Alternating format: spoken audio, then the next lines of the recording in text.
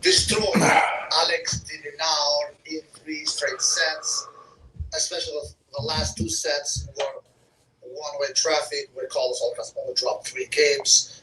He won the second set 6-2 and he won the third set 6-1 and gave Dinaur a breadstick.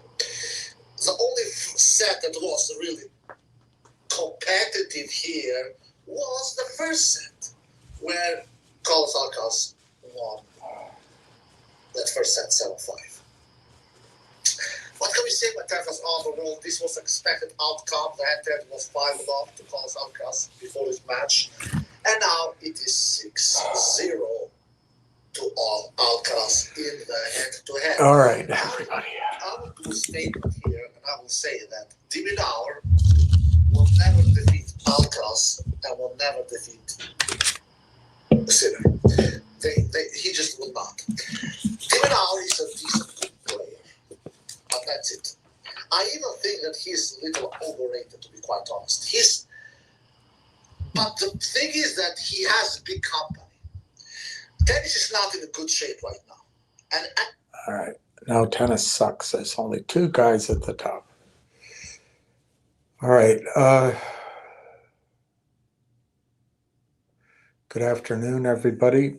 It's 1:15. DC is in good shape with the storm. But it's funny, the snow, the way it fell, I guess it fell in layers, but the top, depending on whether it had been chopped up, but where you walk, you're walking on top of the snow because there's like a layer of, I guess, ice or hardened snow.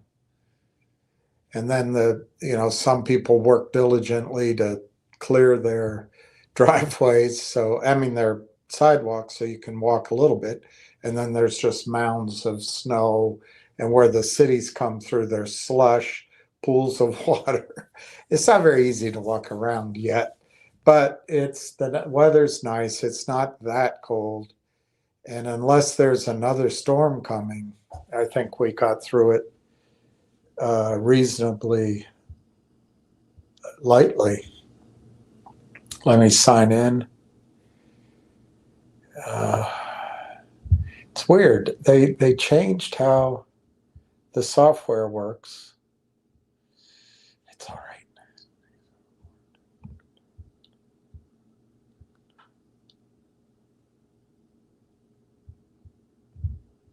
It's just different. How you learn to punch it one way and now it's just different. So Railtown is up 2 cents. So that's the thing. I think you saw the lows in it.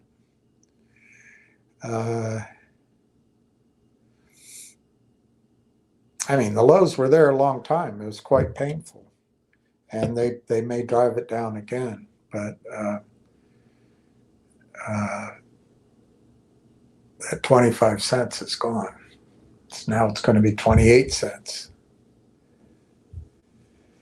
26 to 28. Low volume, 48,000 shares, which I take as a positive. When there's an uptick and there's probably some buying going on, they move their algorithms out of the way. They let it come up a little bit. They don't mind it because it gives them more to steal in their theory. And they'll change the parameters and they'll bring pressure back down. But there's not as many fake shares for sale. But anyway, that's life.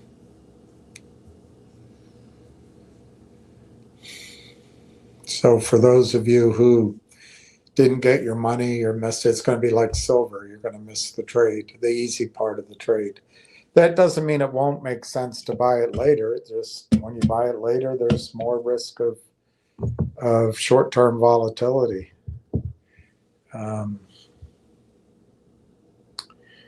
GDC 449, fingers up 3 cents at 123. MTEN up 16.5 cents at 278. And then ZJYL is 16 cents. Now, 278, $2.78 divided by 200, that's trading at a penny, 0.0139. So it's not pretty. It's not pretty. All right, let's see what you're saying. I haven't, I didn't really, I've been working on some things. I've got to try to make some things happen. It looks like what I had been planning on for the last long periods of time isn't going to happen, but we'll see. You can't make assumptions. You never know. But one must persevere, and that's life. So I've been working on some other things. So I didn't really prepare a new set of topics, but we can go through if there's any updates that Corey put out there. Ward sent me a couple of things that are very interesting. We can go through that. And Djokovic plays tonight against Musetti, who's a young upstart, 23 years old. I think it's going to be a tough match. That gets him into the semifinal against Sinner. And Sinner was almost beaten, but as usual, the people that run tennis are very kind to him. They're never kind to Djokovic. But anyway, he got through a tough situation in the heat. So Djokovic has to beat Musetti, which I think he will, but it's going to be tough. And then he's got to play Sinner. I don't know if he can beat Sinner. And then if he beats Sinner, he gets to play Alcaraz. I think he can beat Carlos.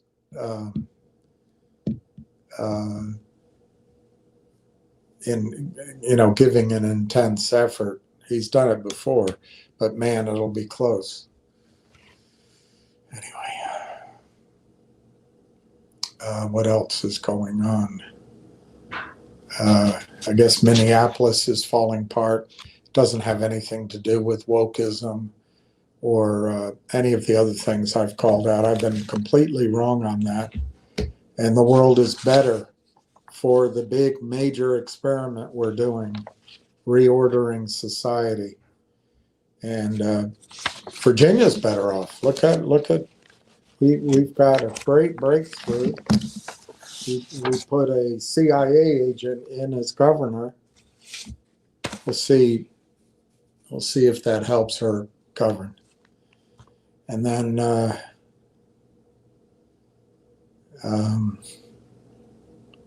it was comforting to watch Jared Kushner negotiating with the Soviets. There's a man with a lot of experience as a diplomat. And I'm sure his interests and the Zionists' interests are kept in separate boxes when he's negotiating on behalf of all America. So I guess all of my points over this last period of time have been wrong, and I'm just going to turn into a beta male simp who just goes along with the naggers. So I'm not going to talk about any of that stuff anymore. And then on Tony, I assume he's excited. I don't know. I assume he's pleased with his choice of Railtown. He found it, obviously. He trashed me for it for a month. Well, 3 weeks, maybe 4 weeks, without doing due diligence. But that's how he found it. But anyway, he's obviously a great guy, and I don't want to be childish talking about him. So we'll let him guide you and, go with his experience with AMC and GME and,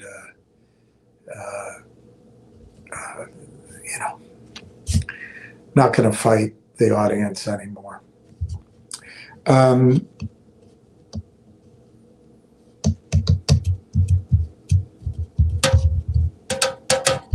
where to start? Let's just start with your comments. Hey, Julie Kim, how are you?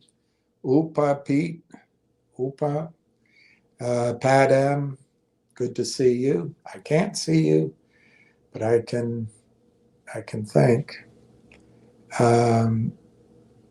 Delap, someone is buying. Yes, yes. Did you see the doctor? Yes, and he has seen me. Yes, someone is buying, and you're right. And my opinion, it'll start accelerating. Alan Weiss, how are you? Look at AABB. It sounds like a new solid state battery.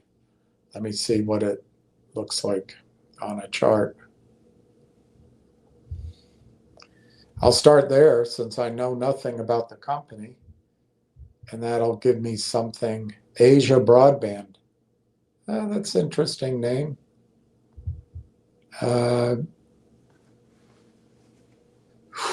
So it's gone from a penny in December, 0.012, and it's now trading at 4 pennies.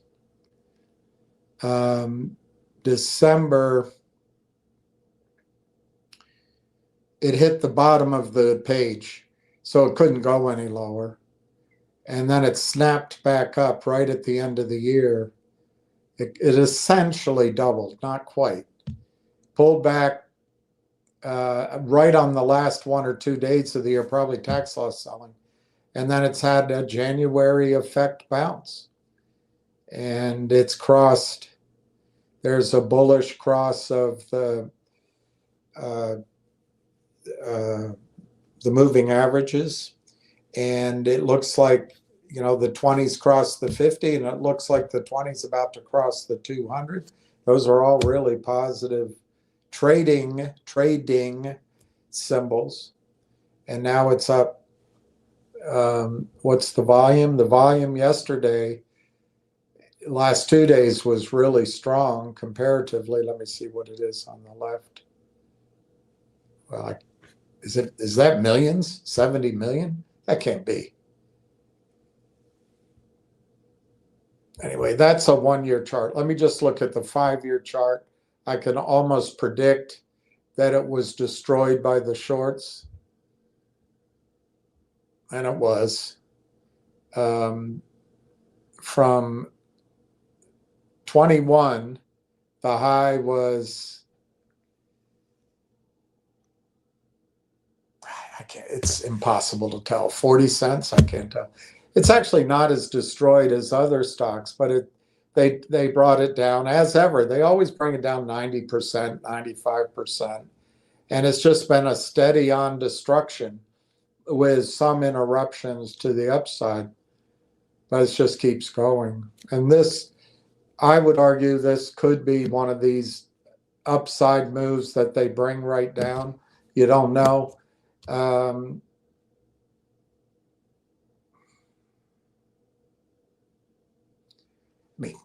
Depending on how you want to count it, I'm always very open to rough counts rather than very specific. But this is either the second time this is trying to break through this price level to the upside, or the third, if you use a slightly lower attempt before, or the fourth, if you definitely use a lower attempt, or the fifth, if you ignore the peak and go back a while. So for me, if you're trading it, and I don't recommend that you do, I don't know anything about it. If this pulls back, and that's what it'll want to do, they'll try to pull it back a little bit, maybe try to test the 200-day moving average. I don't think it'll get that low. I don't think they'll get it back down that low, but they might pull it back to 3 cents even, or just under 3 cents. And then if it goes back up through here, that might be all you need to have even a further breakout in the stock. There will be, I don't think in penny stocks charts matter, but there'll be resistance at 12.5 cents. And there'll be resistance at, again, it's hard to read this. I think it says 30, I might say 35 cents. It's very hard to read, 30 cents. But let me just see what it is. I'm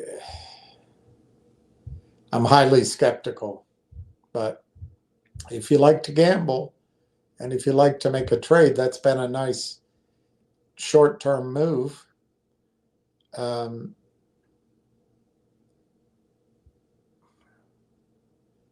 AABB, flashlight batteries, Asia broadband. Come on, come on.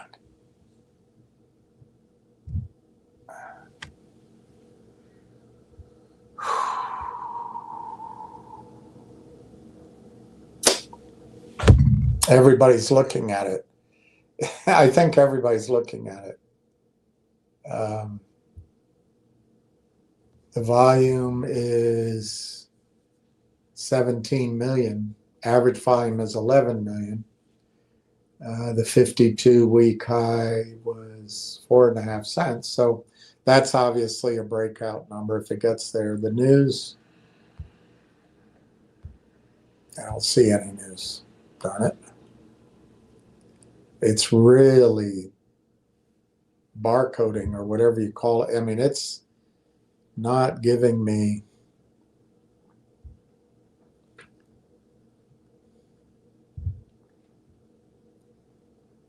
let's go to OTC markets.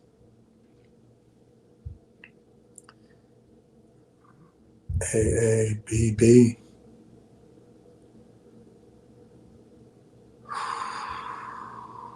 Asia Broadband's next generation wallet is complete and ready for release. Launch plan for February.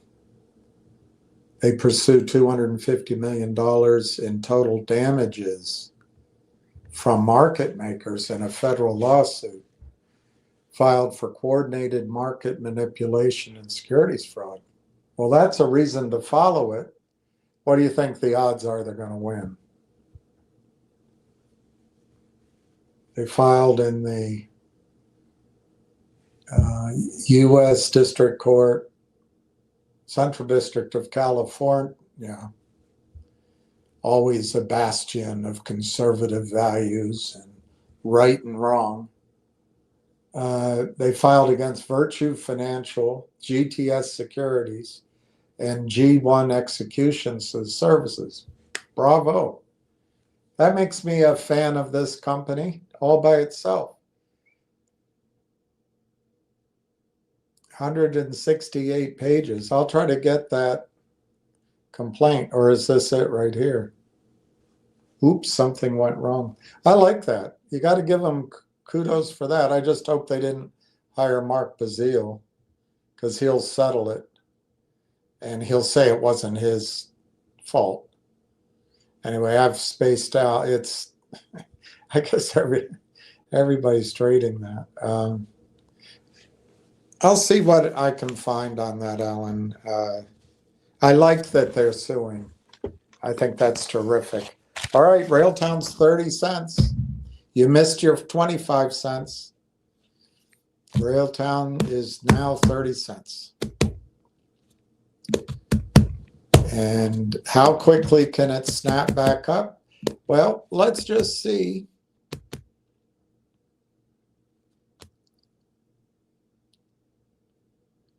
If there's someone to watch over me. If I go away from your comments, I'm going to lose them. I'm going to lose them. So I have to try to do it here, which is not the best way to do it, but let's see if I can. Darn it.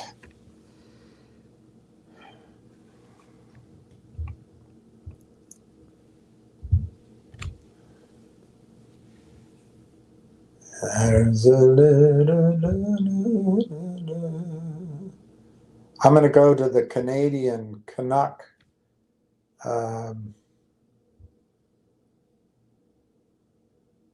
Is Canuck an insult or is it an affectionate term? I don't know. I don't mean it as an insult for sure. All right. It is. The stock's about to go to 60 cents in Canada, and I bet it happens within days, maybe within one day.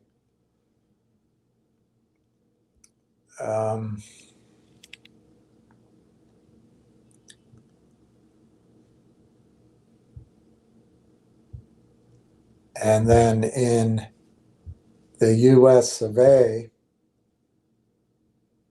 darn it. They changed the software so everything I touch does something differently than I expect, and then I can't make it stop.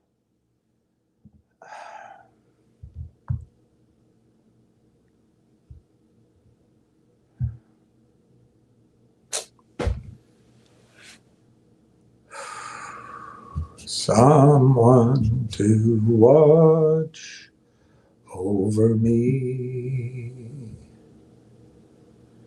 There's a little.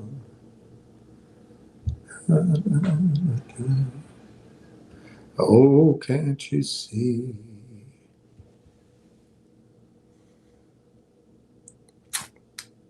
Sorry, I'm about to get frustrated showing my maturity. And there's one thing about me. I am mature, aren't I? Yep, both stocks, both Railtown in the United States and Railtown in Canada have an almost perfect declining wedge that has been broken to the upside today. And they'll try to bring it down back to the line. But in the U.S., that stock's going to 40 cents, and it might happen in a day. Might happen in a day. Could be 2 or 3 days, but that's what I think is going to happen. This is very bullish action. It's low volume, so maybe it needs a little more time, but it's broken out. You know, I'm biased, so I'm seeing it in a very bullish light, but that's the pattern. They can try to bring it back down, but there's no question it's broken out. The pattern you talk about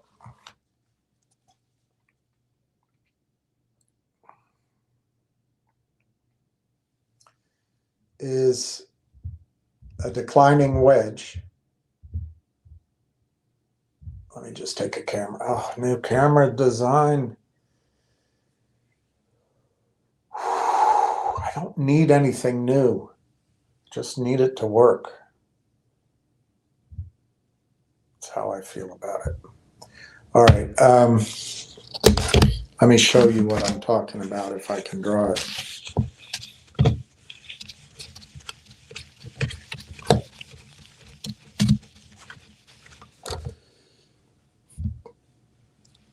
Maybe I should see if I can. Maybe I can take a picture of it and show it to you. Oh. Can I just do this way, please? Okay, thank you. All right, let's do it here.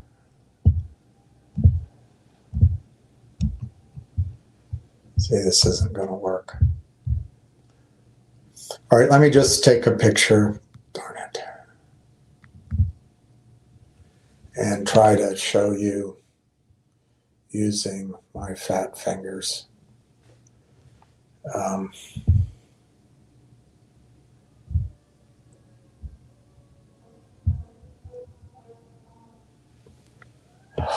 Nothing's the same.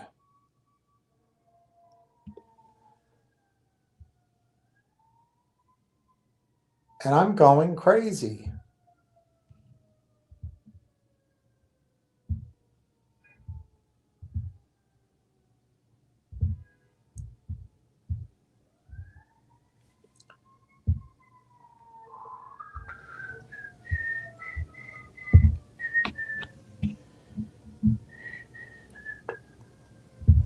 Someone to watch over me. Mm-hmm. All right, I'm going to save this. I'm going to send it to myself so you can see it. It's terrible, though. It is terrible. It's terrible. It's terrible. It is a terrible piece of work on my part, but it'll give you the idea.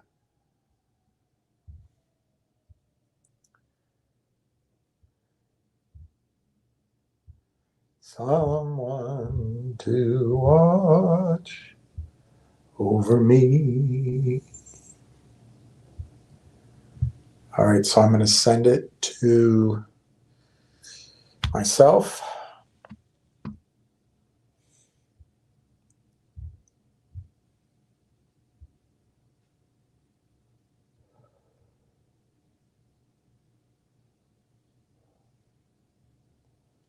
My own phone doesn't recognize my own number. All right, it's come. I'll show that to you in a second. Hey, Jack, how are you? I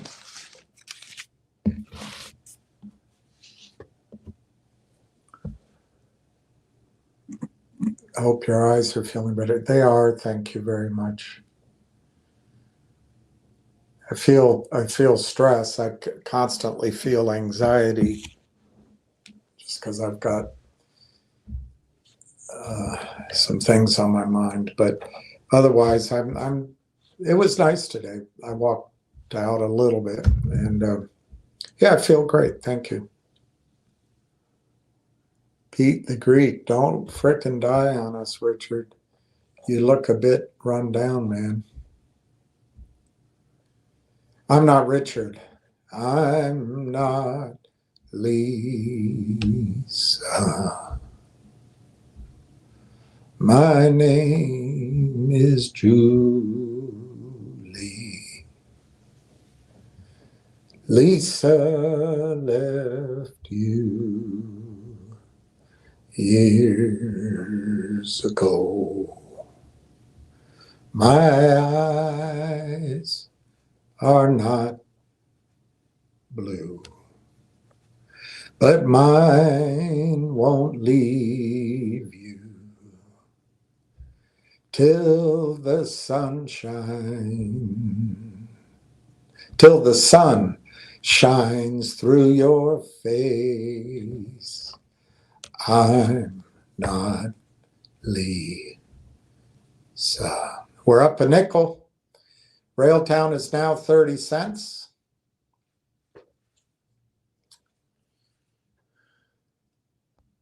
Who is Richard?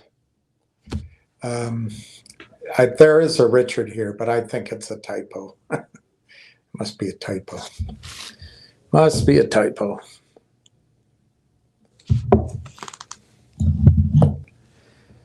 A Richard is what polite Southern women refer to men who are being, a shortened word for Richard.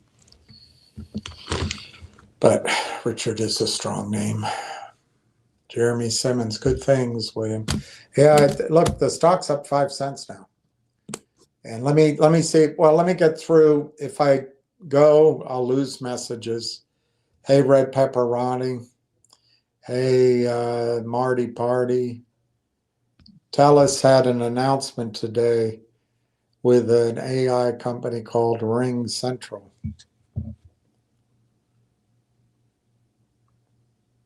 We'll look it up. Let me write that down so I don't forget.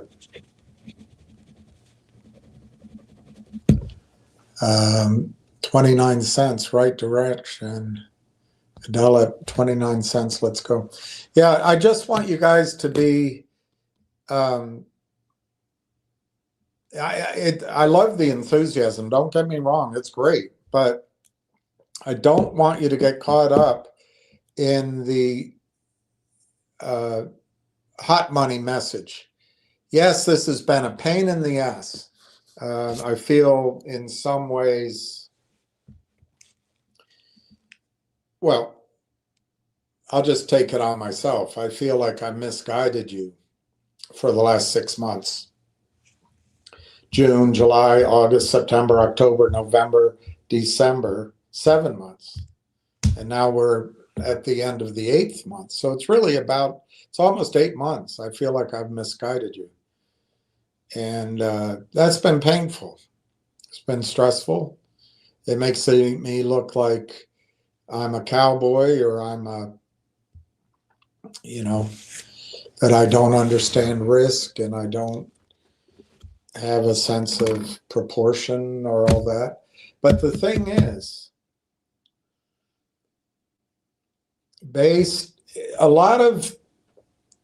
for me anyway, a lot of deals and investing is based on, does it make sense? And then when you talk to the principals, you got to have some faith in your read of those people.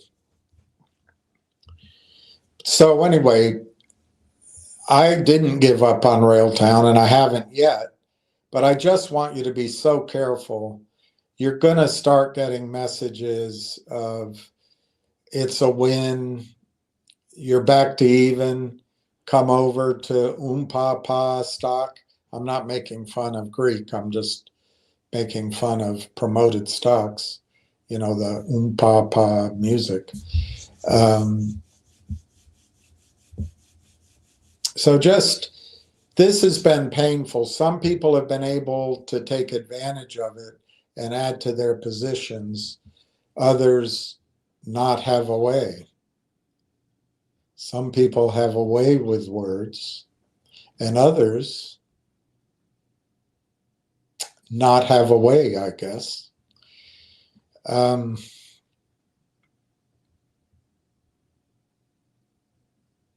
It's not going to stay down, Adele, very long. When you break out of these declining wedges, which are hell as they occur, and you can't quite predict when they're going to break out, because it can ever elongate, but they snap back like a rubber band, like a rubber band man, like a rubber band man. They snap back like a some bitch. So you're going to see this 40 cents in a heartbeat, I think. Or not. It could go up here a little bit and pull back to the top of that trend. That it's like this. It's a chart pattern.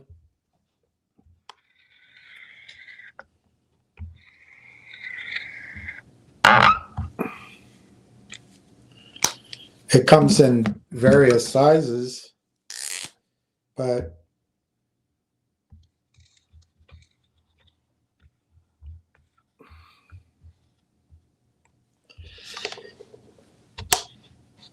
if the black is the trading over time, this is the declining wedge. When it breaks out here,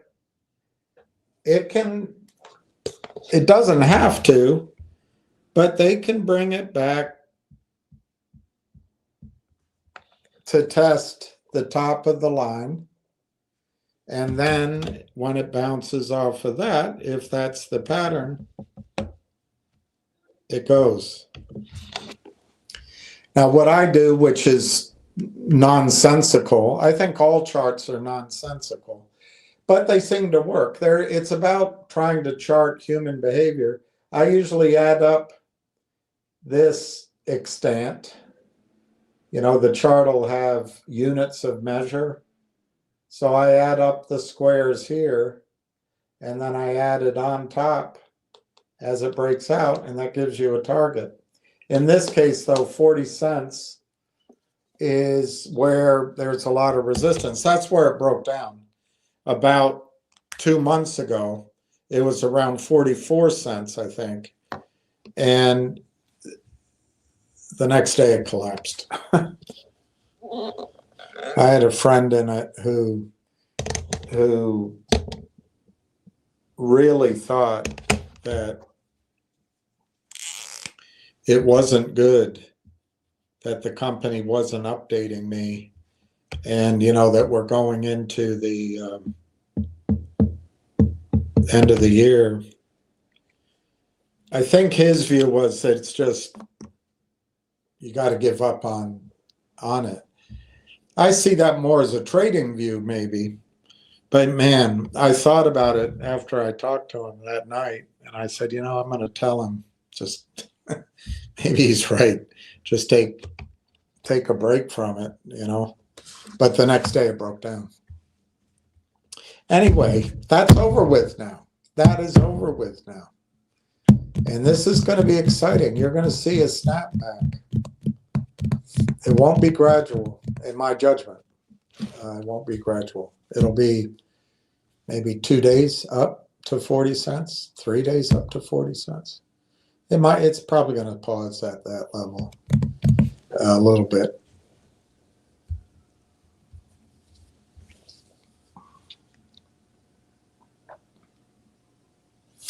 And they may pull it back, like I say, to test whenever you break out through resistance.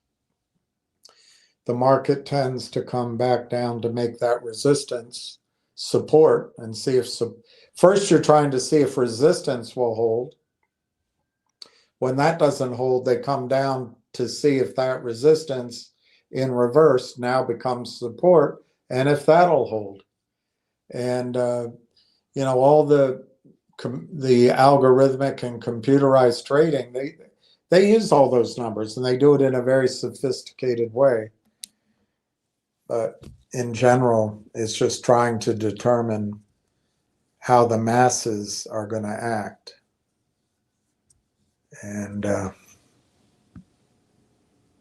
is this about tennis or Railtown? Well,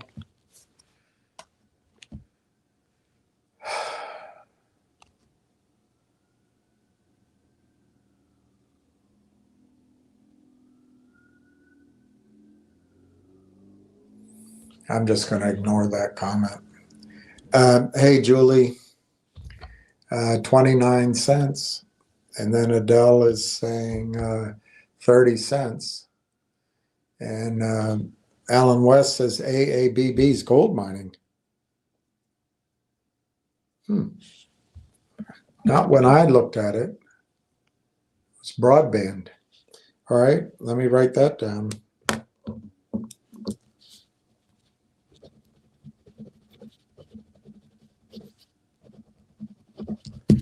AABB. That sounds familiar, actually. I wonder if one of the services I have recommended. I'll look up AABB gold. Yeah, we're going to have to go to gold and silver miners to get our silver's just given 5x. 5x. And most of it came in the last month. So that'll happen here with Railtown, I think. You're going to see, we see 5x from 25. Yeah, from 25 cents, you'll probably see it go to $1.25. It won't be straight up. It won't be straight. Jeremy, congratulations, my man. May this keep headed north for y'all. I would prefer people don't look at it as a short-term trade, although, we have to be aware that the whole AI story is a very big story. And people say AI, and there's all sorts of parts that get lumped in. But having said that, I don't know if it's anxious money, but there's a lot of money highly attuned to the concept that AI is in a bubble. Now, if you listen to uh, Jensen Huang and others like him, you know, there's no chance that it's a bubble. But, you know, it's a concept that I've run into, particularly in oil and gas, natural gas. There were times when natural gas prices started to move, and I used to think that natural gas is totally mispriced, and I still think it is. It's so cheap. We shouldn't be flaring it. We shouldn't be. It's one of the most beautiful hydrocarbons on the planet. It burns cleanly as compared to wood or coal or refuse or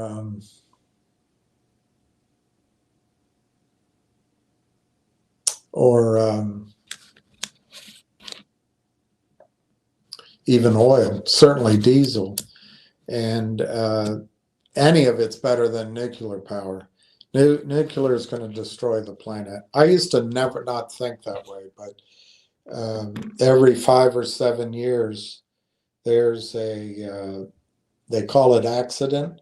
But since they come with such regularity, how can you call them accidents? But Fukushima Daiichi is an extinction level event.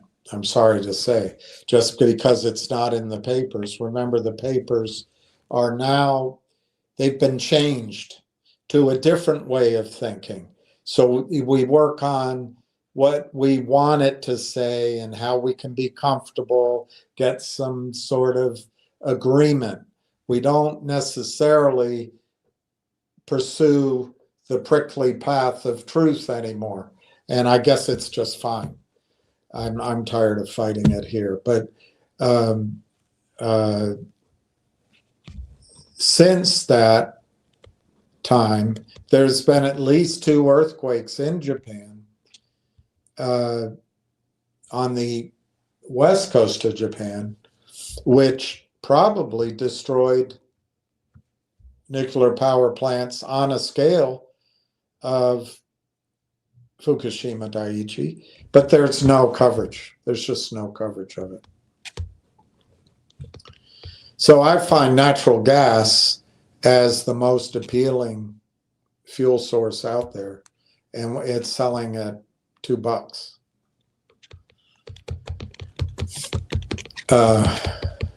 There's a lot of it in the world. There's these methane, as they call it in the UK, methane hydrates in the sea, and essentially most of Siberia is frozen methane, and you don't want that to burp up into the atmosphere because the heat trapping ability of methane is greater than the CO2 from coal. On the other hand, it only lasts about 40 years, whereas coal's up there, the CO2 from coal is up in the atmosphere for 250, 300 years. So, but at least we can adapt to temperature. We do not have a way of adapting to radiation. We don't even have a way to be afraid of it. There's no alarm bells, not in our body until we get cancer. And, you know, there's a lot of young people experiencing cancers, and there's an obvious reason, but I'm not going to go into the why an entire population can be forced into this kind of screwball thinking. And it might have something to do with how our population power has shifted, but I'm not going to get into that. But that could be a consequence of what was mandated during that time. But it also could be the radiation from Fukushima Daiichi, which has been going on every day since March 11th, 2011. But nobody talks about it. So anyway, sorry, I don't want to get negative. I just want to be positive on natural gas.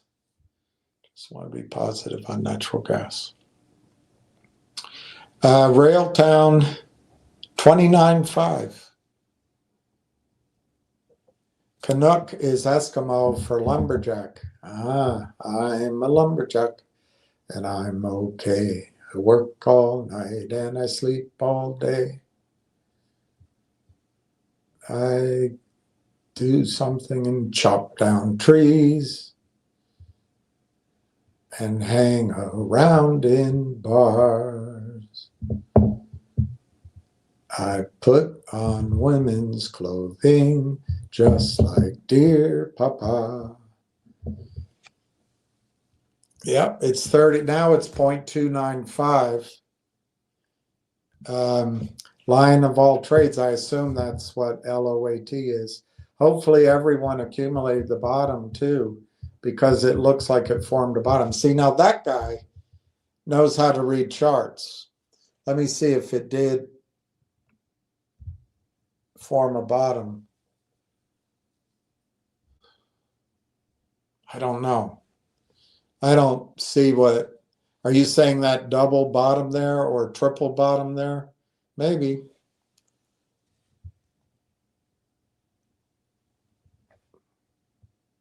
See, I don't know how you, I'm just admitting I don't know how you tell that, because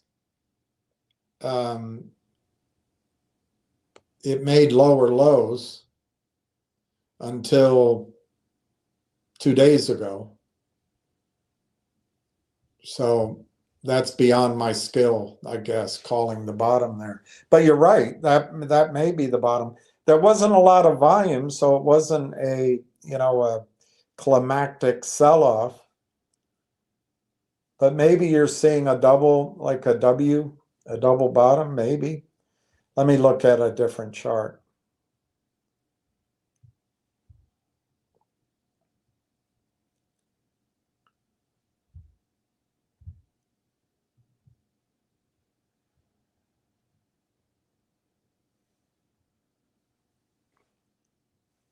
Ah, now I see maybe what you're.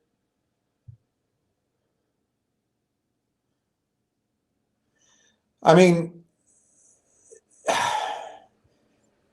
almost in May or so, February, I can't read it on my chart because there's an ad. Yeah, May.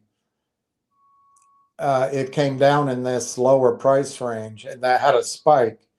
But that's where this is. And if you look, this chart makes it kind of clearer that you might have, I don't know, a double bottom, triple bottom. But I still feel like this bottom, just this past week and this week, maybe this past week, is lower. So I don't know how you tell this. I don't have the skill. I don't have the skill to tell if that's a bottom. But man, it really, by stretching out, it makes the declining wedge, for me, a bullish eyeball. It makes the declining wedge more visible. Of course, there's a really clear short-term declining wedge, really visible. Maybe you're just saying because it's been going sideways that that's the bottom, and that makes sense to me. Time wounds all heals. In your opinion, yeah, I know. We all know it's opinion. Lion of all trades says you'll see more price discovery. That's a good phrase. After it breaks 35. If you use on this chart, if you use my sort of shorthand method of counting the boxes, that's 1, 2, 3, 3.5. And so going up as it's broken out, I would say that's 1, 2, 3.5. Yeah, that's right at that 33 cent, 34 cent level.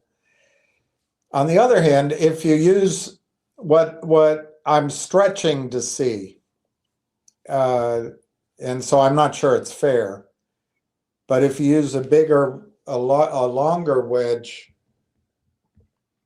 but that's how I do it. I'm not as precise. This thing's going to go up a lot. Maybe 1, 2, 3, 4, 5, 6, 7, 8, 9, 10, maybe 11 boxes, units, whatever, from the breakout. So call that 1, 2, 3, 4, 5, 6, 7, 8, 9, 10. 52.5, 55 cents. But I think ignoring that little bit of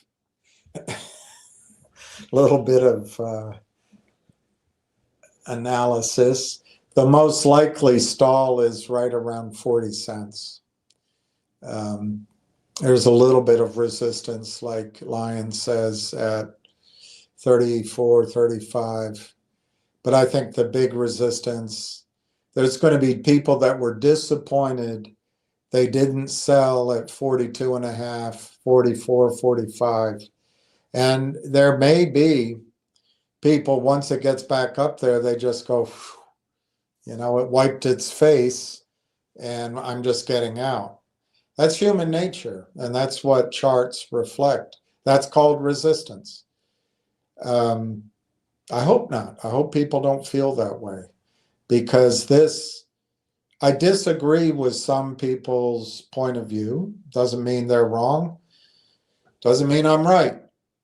But the idea that this price has been the correct reflection of what the company is worth is wrong in my judgment. It's all just been walked down, to quote someone that analyzes AME.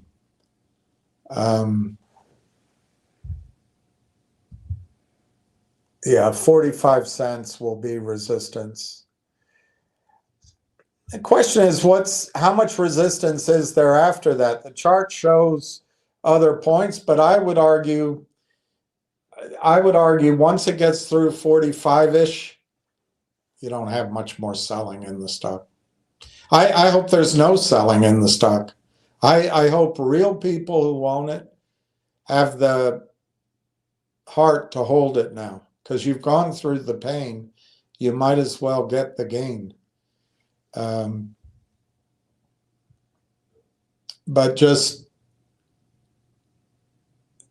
there's higher points that you could measure resistance from, but to me,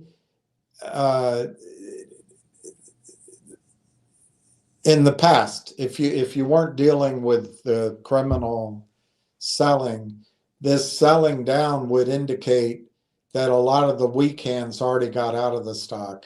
So you don't really have a lot of resistance up there. You might not have a lot at 42, 45 cents either, 40 cents, that range. There's a thick 5-cent range from about 40 to 45 cents that if it's going to churn, that's where it'll churn, because to every season. 35 is where the 200-day moving average is. I see it at 39.7. So my chart must be reading something different. I don't know why. Maybe if I go to a 5-year, it'll. I agree with you. The 200-day will be significant. Let me see what the 5-year says, if anything. Nothing. Can't read it. All right, so let me just go back to 1 year.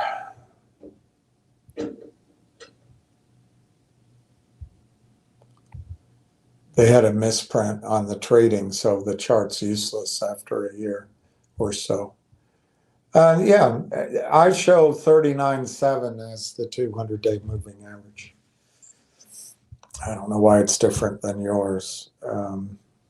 I show the 50-day at 29.8 and the 20-day at 26.4. And we're cleaning out those shorter term targets right now. It's funny that today's action, it broke 26.4, which is roughly the 20-day, and it just punctured all the way up to 29.5, a little bit higher through the 50-day, and now they're trying to control it. That's all computerized. It could go sideways here for a week, 2 weeks. I don't think it will, but it could. Fast Eddie, how are you?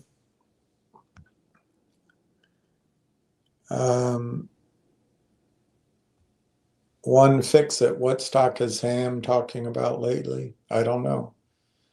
My guess is it'll be Finger. But it's, the where to listen to him is on his calls. He has at least one a day. And last year, he was right around now, he was talking about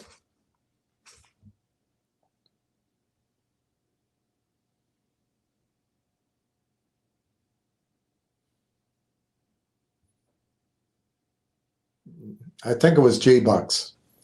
I'm hesitating because it might have been GDC, but I think it was G-Bucks. And it was around 60 cents, 70 cents. And if you had listened to him, there was a trade in there. And that's if you're listening to him, the best way, let him pump, and I'm not picking on him, I don't know what other word to use. Let him pump up the stock. And then you dump it. You dump it as it's going up. You buy in early, let him pump it up, and you dump it. You can't be blamed for dumping it. You're not pumping it, but get in. These returns that people expect are just astonishing. And I got caught up in it with GTII and, back at that time frame. We had nice returns in GTII out of the blue. Why didn't we just take it all? Because we believed it was going to squeeze, basically. I think you got to get the idea of squeezing out of your head. It's still possible, but you got to take new information in and adjust your thinking. But I don't know what Ham is talking about now. He's not the only one. I don't spend a lot of time on Twitter. I guess everyone does spend time there, but I don't.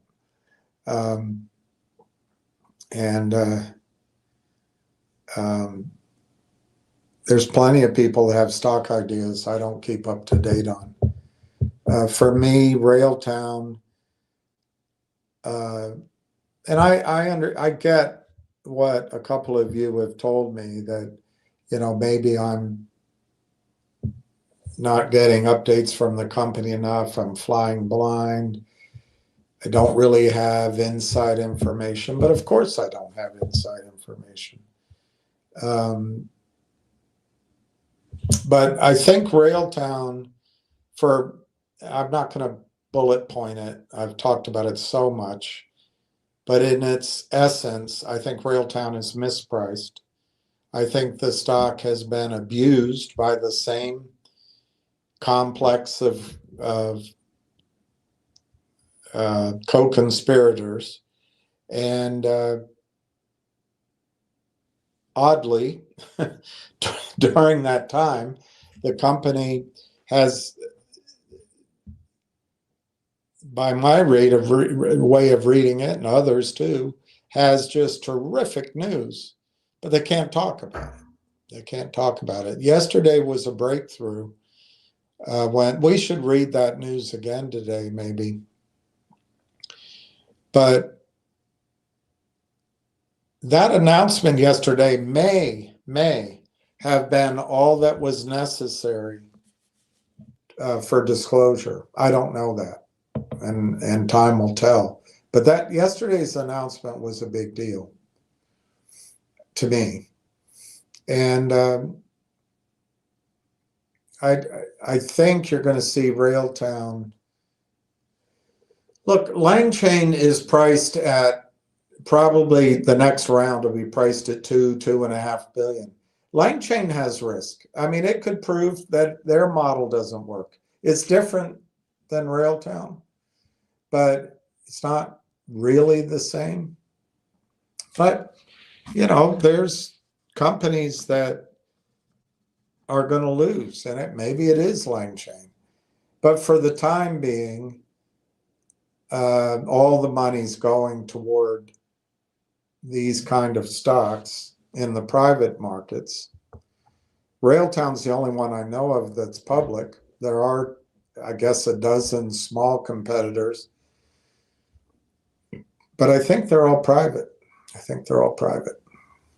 I should try to do a search on that.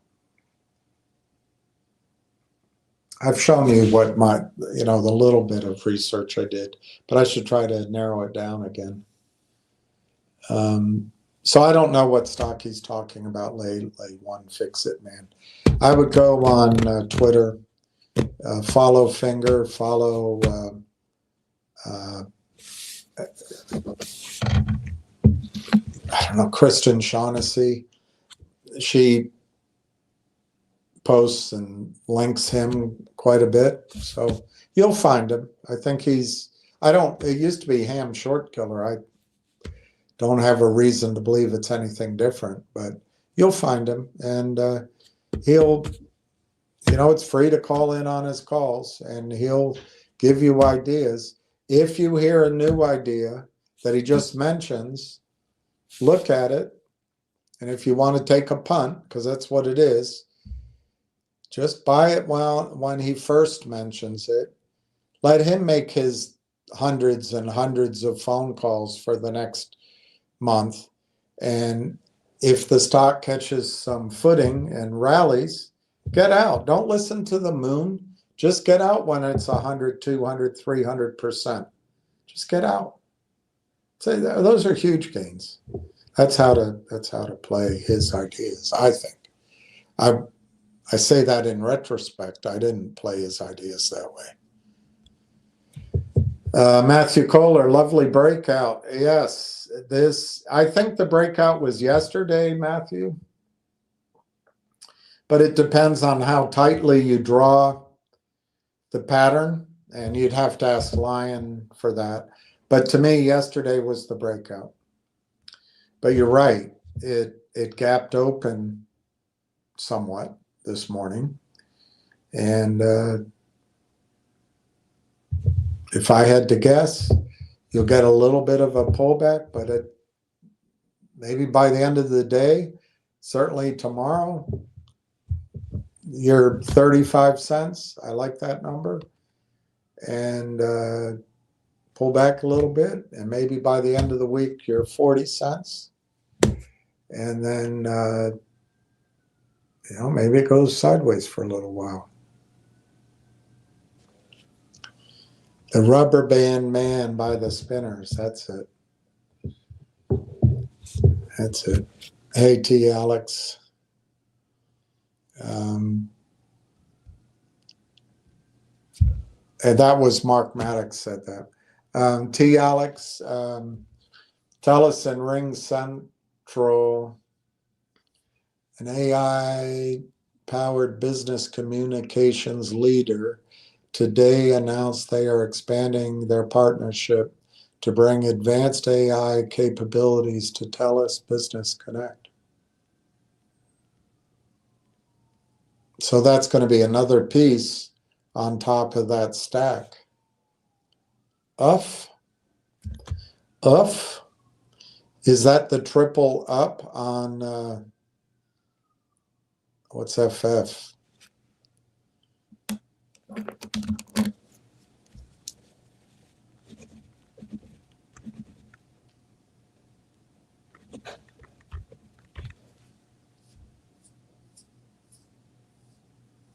Triple uranium? I don't know that. I recognize it. I should know it. T. Alex, with new AI capabilities that span both customer engagement and employee productivity, the platform will deliver intelligent automation that helps businesses work in a smarter way and serve customers in a better fashion. I believe this will bring more customers to TELUS. Yes. And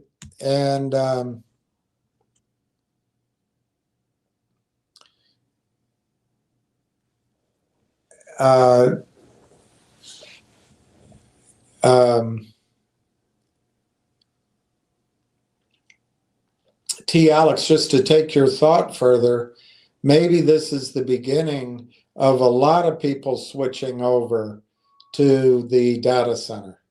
You know, it could be.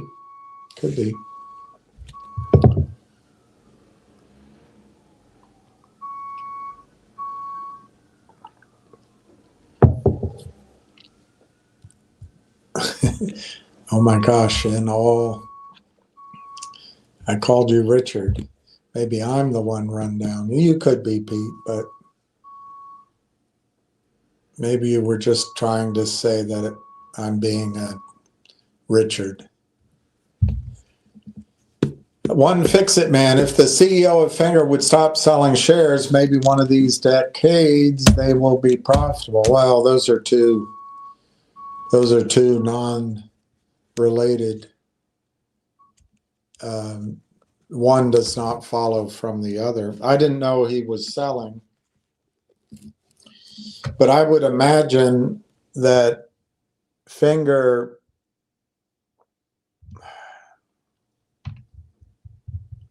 look, last year and the year before, Finger in the spring had a nice run upward. So there may be a trade there. Let me just look at the chart. I don't see it. And I think the real risk in Finger, I mean, it is at the bottom of the page. So I had a friend at Merrill that used to just point out that it can't go any lower when it reaches the bottom of the chart. Of course, he was being sarcastic. I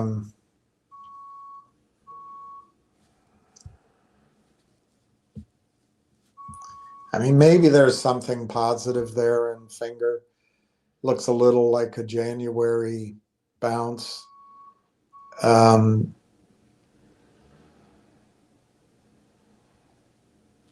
mean, what good can come to Finger? I like management. I like this overall story, but unless there's a surprise contract or a surprise breakthrough or a really generous investor who gives them money at $2 a share,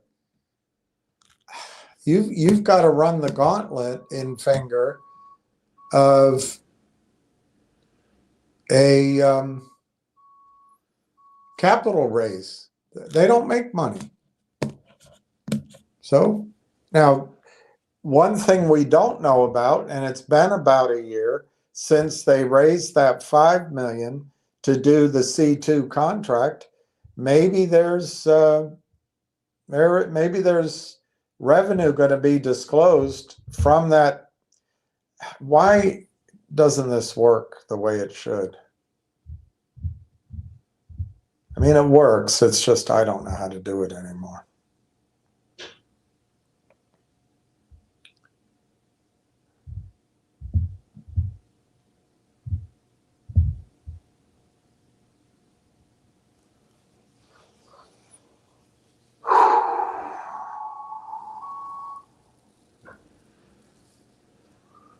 I don't see his filing, but you must see it somewhere. I don't see it. Here, maybe there's a 144 right there. Let me see what it says.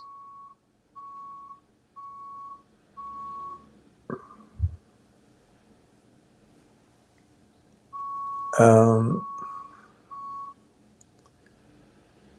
7,000 shares, 70,000 shares, Fulu Securities International, Hong Kong, has put in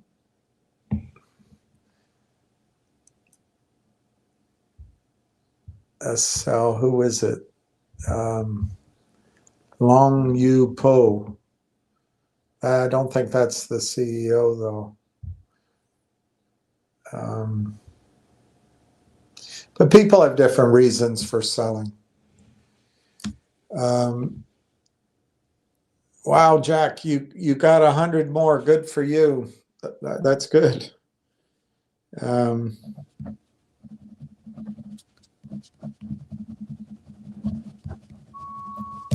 I didn't add up from the other day, so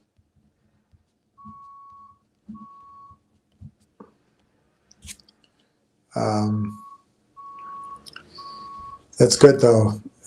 Anyway, T. Alex, yes, Asia Broadband is a resource company that operates as a gold and silver producer, although it has transitioned into a hybrid model that includes digital assets. It sounds like they include buzzwords.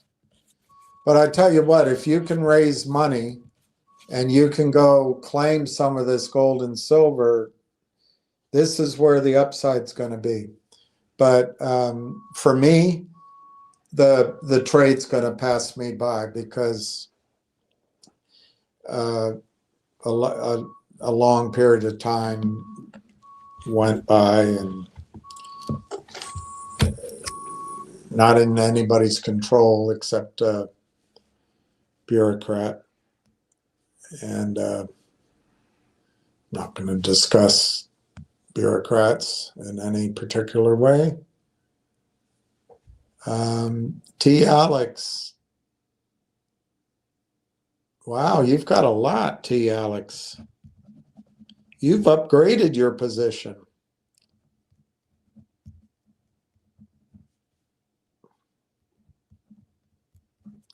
I think. I don't remember what I have down. It's in the chart. There's Ward Richardson. Good day, William and RT crew. I see a rail engine chugging along. They stopped to pick up a few cash cows. Keep buying. I like that. And Akira Nova. Hi, William. Good day to everyone. 100 more. Good for you, Akira.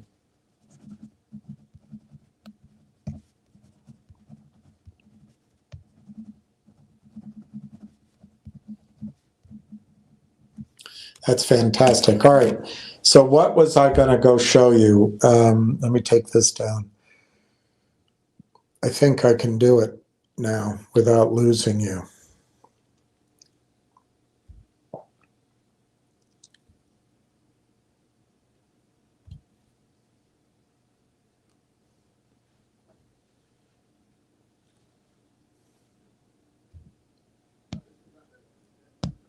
I'm losing you.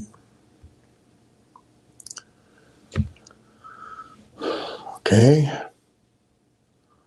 Okay. Shoot. Let me get this one out of the way first. I'll show you this. You can see that it would be a big help if I could have drawn it straight. But that's where I see the declining wedge. I actually, frankly, if you ignore this spike upward, you can draw that wedge much longer. I'm just not sure you can ignore that spike upward. There's a very tightly wound declining wedge just within this box here. But anyway, if you can imagine that I drew that black line straight and down to the peaks here, it broke out yesterday. And of course, it's already moved higher today from when I did this picture. So I think this is our breakout. We'll see how strong it is.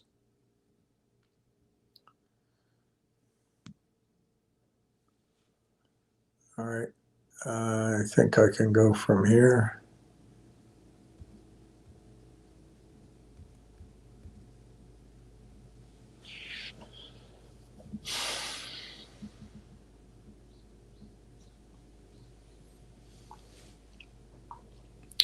Look at this for the Australian Open.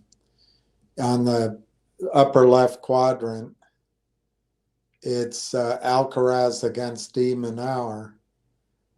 And Alcaraz won already. But it's the number 1 against the number 6. It's the top guy, Alcaraz, against the bottom one in the bracket, de Minaur. They all went to meet each other. The lower bracket, Zverev is the top guy. Borges is the bottom, but I think he was a qualifier. So it's this young American who's really talented, number 25 in the world, Tien. But you basically, everybody got through as the seeds were selected. And then you come over here, same with Sinner's bracket, Sinner and Shelton at the top, and they just came through. So it's going to be Sinner against Shelton, number 2 against number 8. And at the top, same thing happened. Musetti was the outside, and Djokovic the top of that bracket. And it's Djokovic against Musetti. Point is, there were no upsets. All right, let's see what we have here. Okay, this comes from, I think it's a little out of sequence, but it comes from Ward Richardson. I think I did it. Anyway, it's all right. It doesn't need to be in sequence. So obviously, he's asking, which buyer would benefit the most? And the answer that AI gave, NVIDIA, would likely benefit the most strategically from acquiring Railtown AI among NVIDIA, Microsoft, and Constellation Software, with Microsoft a close second and Constellation far behind. NVIDIA, Railtown's Conductor is an AI application platform built for directors that runs on Azure and is well suited to GPU heavy workloads, which aligns directly with NVIDIA's push. That's this, he believes his own spit. He's always telling his own story. NVIDIA's push is to own more of the AI software and infrastructure stack on top of its GPUs. So the pitch NVIDIA has is the path forward are these GPU chips in data centers. And most people agree with it. NVIDIA has been expanding into the AI infrastructure and open source tooling. ShredMD, Schlurm acquisition, Numatron models. What's going on with all this Medicare stuff, medical AI, is the idea that if you took me, like I've been going through these tests, if you took all those tests, and I've got more to go through, and you put it up into an AI clone, a computerized clone of me, my blood type, my, my DNA, my whatever, all the stuff, you could test drugs or procedures in the internet, on the internet me, on the cloud me, instead of on the real me, to see if it works. And that's what's coming with medical. So NVIDIA might have a clear appetite to pair hardware with orchestration and developer platforms. Conductor would deepen its control over how AI apps are built and run on NVIDIA hardware. For NVIDIA, Railtown is a strategic multiplier. NVIDIA can drive more GPU demand and differentiate NVIDIA's AI factory stack and give NVIDIA a dev productivity story versus its competition, AMD and Intel. So the relative benefit of NVIDIA buying Railtown is high. Microsoft.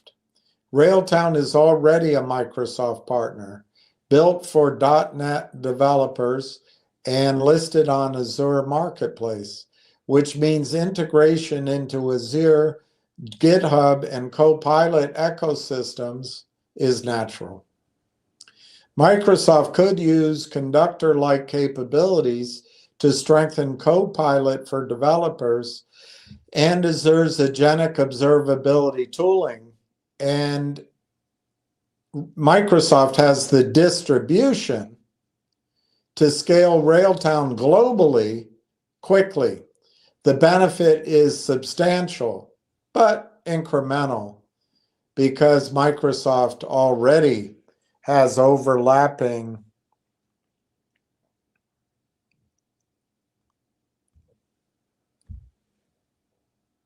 offerings.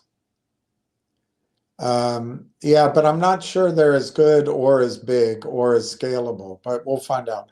Then Constellation Software.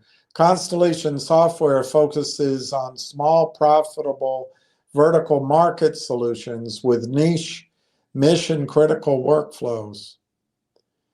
And there's some examples. Bought at disciplined valuations and low premiums, and then run autonomously, run separately. Railtown is horizontal developer-focused AI platform. I think they're wrong there. I think Railtown and AI partners have designed themselves much more for vertical integration instead of sort of open source horizontal, but we'll find out. Currently early stage and not a classic VMS business, according to this search. It doesn't fit Constellation's playbook, and any benefit would be modest. Who benefits the most? Who pays up to buy Railtown? The strategic upside per dollar spent the most is probably NVIDIA over Microsoft and way over Constellation.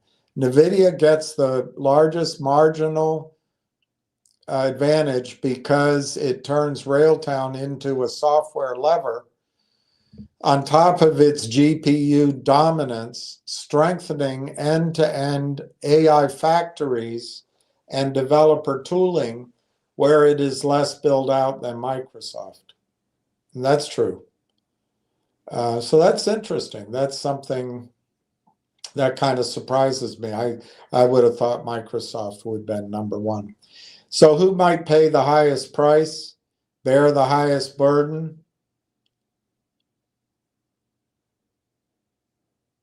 Let the word go forth. The willingness and ability to pay a rich premium. Both Microsoft and NVIDIA are capable of paying more than Constellation.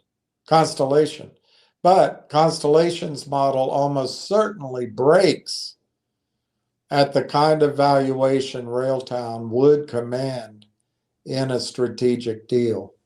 That's interesting. So if your lens is pure synergy and you hate the word synergy, you're in trouble.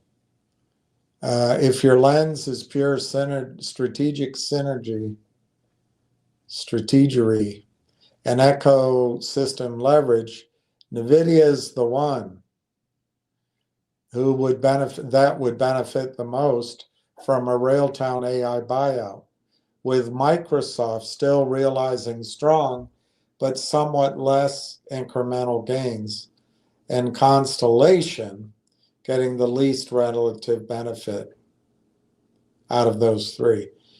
All right, so NVIDIA would gain strategic advantages from acquiring Railtown primarily by enhancing its software layer atop its dominant GPU hardware ecosystem. This would accelerate NVIDIA's shift from a chip supplier to a full stack AI infrastructure leader. That's very interesting. Railtown's Conductor platform, a developer-focused AI application tool optimized for GPU workloads, would integrate seamlessly with NVIDIA's CUDA, NVLink, and AI factories. This brings up a question here that we talked about a little bit yesterday with Apple.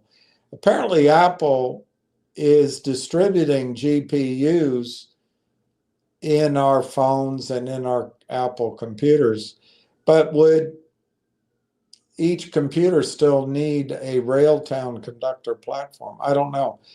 Maybe Apple would be a buyer, but I don't know how to ask that question. It's just something, if I were talking to Corey, I would ask him. The Conductor platform enables faster enterprise AI app development on NVIDIA GPUs, thereby boosting utilization rates and locking developers into NVIDIA's stack over competitors like AMD. That's Dr. Su. NVIDIA's recent moves, like acquiring ShedMD, I hope it's not contagious, for workload orchestration, and Grok for inference tech, show this pattern of bulking up software to drive hardware demand. So this is a very compelling reason that maybe NVIDIA enters the bidding. Conductor targets .NET/Azure devs, but runs GPU native, filling a gap in NVIDIA's tools for agentic AI and observability beyond Omniverse. Acquisition would embed NVIDIA in Railtown's partnerships like Microsoft, AMD, and Mila, creating cross-sell opportunities and vertical AI apps via Railtown's AIP affiliate network. This counters Microsoft's Copilot dominance. And that there you're going with the giants trying to duke it out amongst themselves. So this NVIDIA would counter Microsoft's Copilot dominance by offering NVIDIA-specific productivity gains, increasing GPU attach rates in data centers. And I think the data center side of this is everything. Revenue and defense benefits. Railtown's affiliate model promises recurring enterprise revenue, which NVIDIA could scale globally using its cash reserves and AI factory blueprints. By buying Railtown, it would defend against cloud giants, commoditizing inference while fueling NVIDIA's robotics/edge push with optimized dev tools. Overall, the deal to acquire Railtown would amplify NVIDIA's moat. More software drives GPU sales, creating a flywheel absent in pure hardware plays. So it's an interesting study that Ward did. Yes, NVIDIA could leverage Railtown AI's Conductor platform to accelerate expansion into new industry verticals like healthcare, manufacturing, and telecom, where specialized AI apps are in demand. So you got vertical specific AI acceleration.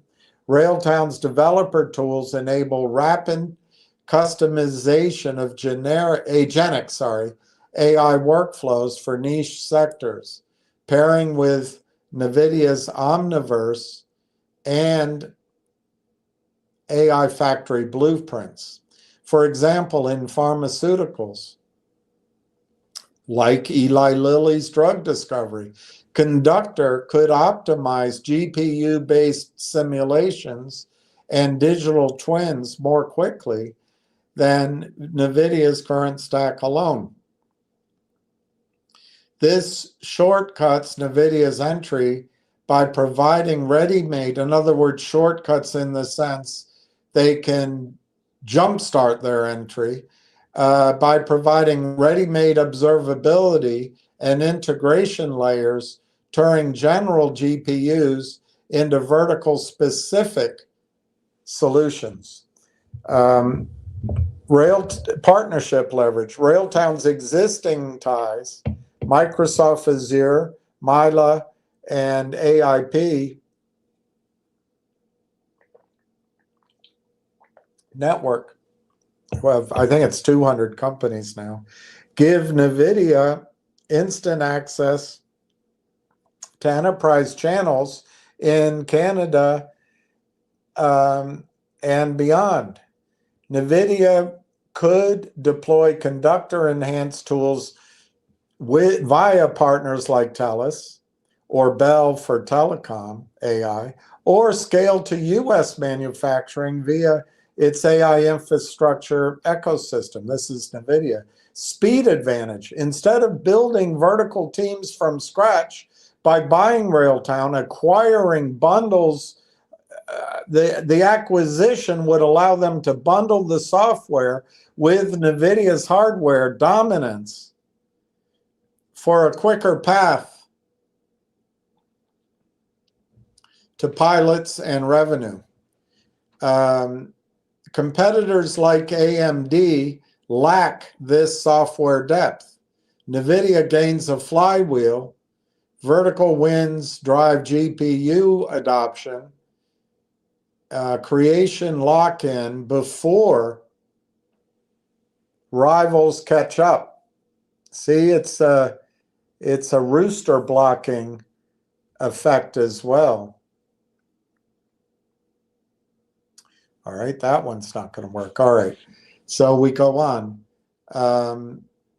There are limitations. Railtown's early stage scale means execution depends on NVIDIA's integration, but the affiliate model offers low-risk vertical footholds. So Ward picked up on it looks like Ward picked up on what I picked up on. You're right, the computer says, to question that characterization. Upon review, Railtown AI's Conductor platform has strong vertical leanings through its focus on specialized AI partnership, AIP, reseller network, and agentic tools tailored for enterprise sectors like telecom, manufacturing, healthcare, rather than purely horizontal dev tools. So Conductor, they clarify, has a vertical focus. Conductor emphasizes customizable AI apps for industry-specific workflows. such as GPU optimized simulations for pharma, which is huge, or network AI via Telus/Bell channels, distinguishing it, Railtown, from generic platforms like LangChain, Roadhouse. The AIP amalgamation haunts all of our dreams. Gives it a built-in vertical to market with a lot of companies.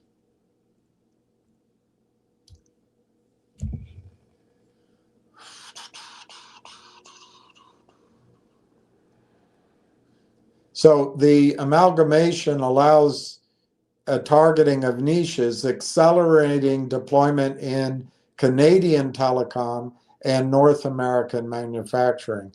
This vertical alignment makes it a better fit for NVIDIA's sector pushes, e.g., digital twins in automotive, than broad spectrum tools, correcting my previous horizontal framing.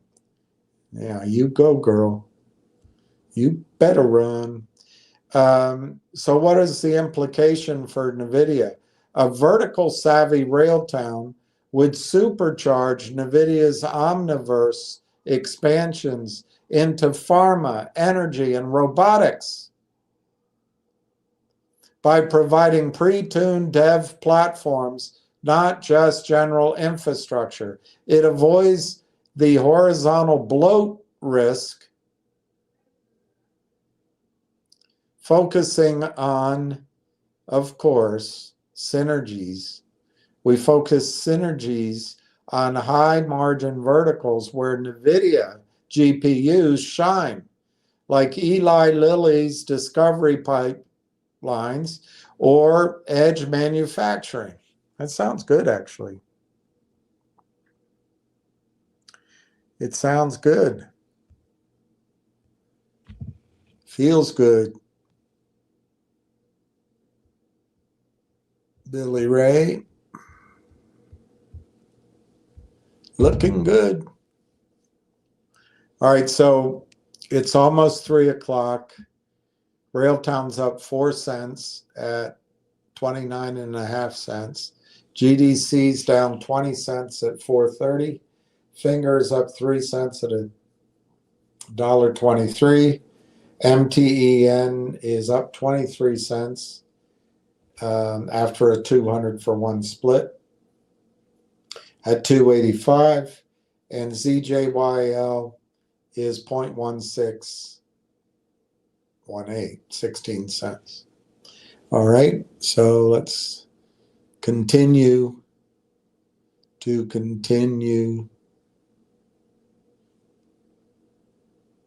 pretend my life will never end.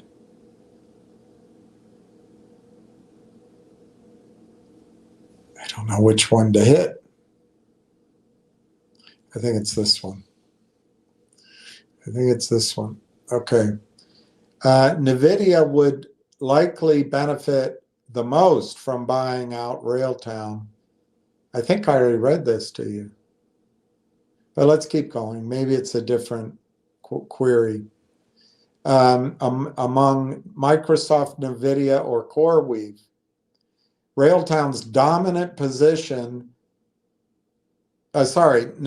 dominant position in AI hardware and GPUs aligns closely with acquiring specialized AI software firms like Railtown in order to vertically integrate and enhance ecosystems. NVIDIA excels in GPU supply and has equity stakes in partners like CoreWeave, giving it strategic leverage for software acquisitions. Microsoft already sources heavily from CoreWeave, 70% of its revenue, wow, and focuses on diversified Azure infrastructure, reducing its need for a niche startup buyout. I don't know about that, but okay. CoreWeave, as a GPU cloud specialist, faces high CapEx risks and customer concentration, making an acquisition less feasible, an acquisition of Railtown, amid its own expansion challenges. So what's the strategic fit? Railtown AI's focus on agentic AI and software tools complements NVIDIA's hardware-software stack, accelerating innovations like Omniverse or CUDA integrations. Microsoft gains less as it partners with OpenAI already and builds via Azure, while CoreWeave prioritizes capacity over software M&A. So here's the chart, which I think we see again. But NVIDIA's key is hardware-software synergy, and cash. They have the cash. But NVIDIA isn't emphasizing pure software plays. Microsoft has diversified revenue. That's a key advantage. And the Azure platform would allow it to scale. But it's already, I guess, I didn't know that, it's in CoreWeave and dependent on it. And then CoreWeave is an AI cloud focus. They have a lot of debt and they have a lot of spending ahead. So it's not ideal.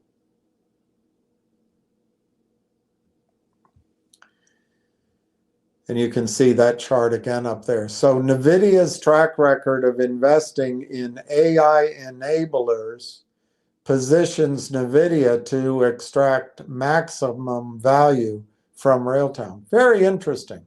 So should I shift my buyout candidate? I don't know. I still think Microsoft is my favorite. All right, which company can scale Railtown the fastest financially and operationally? Microsoft stands out as the company best positioned to scale Railtown quickly, both financially and operationally, because of its vast Azure infrastructure, cash reserves exceeding 80 billion. That's a lot of squid. And existing partnerships in agentic AI observability tools.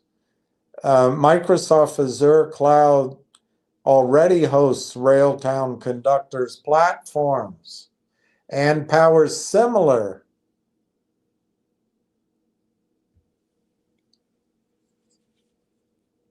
AI frameworks, enabling instant global deployment, which is why I like Microsoft as a buyer,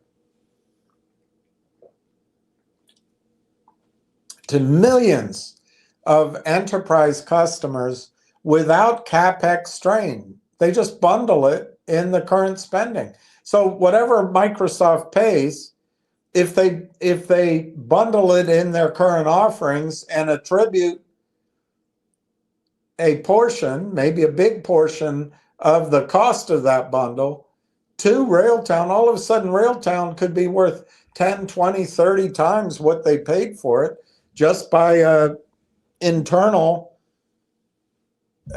pricing model. NVIDIA's focus is on hardware margins and lacks Microsoft's software distribution muscle. Exactly. While CoreWeave grapples with debt and customer concentration, limiting the firepower it has to make an acquisition. Railtown's agentic frameworks and observability tools integrate seamlessly with Azure's SDKs and OpenAI stack, accelerating go-to-market via Microsoft sales channels and SMEs access like Uniserve and TELUS partnerships. So what are the edges? Microsoft has a massive cash edge, and it has Azure's revenue. It also has global sales, and it currently hosts Conductor. That's why I like Microsoft. NVIDIA has GPU synergies. That makes a lot of sense to me. They have a hardware focus, which is good if you're pairing it up, but they don't really scale software. So I think Microsoft can justify a higher price and then basically roll it out to their worldwide clients, and then on their books, quintuple or 10x, 20x the value of their own acquisition. And then CoreWeave does have AI cloud experience, but it has high debt and limited distribution. So this matchup, and I assume they're talking about, I don't know, either Microsoft, probably Microsoft. This matchup leverages Railtown's pre-revenue stage under $1 million toward rapid annual recurring revenue growth via Microsoft's ecosystem. Again, Microsoft has existing developers around the world. They have 90% of it, or some huge number. They're already spending money every month, every year. And if Microsoft were to buy Railtown, they could just put conductor and rail engine and rail tracks in the Microsoft offerings, take something else out, or just add it in and increase the price, or rearrange how you allocate the monthly fee or the annual fee in such a way that they can actually create a profit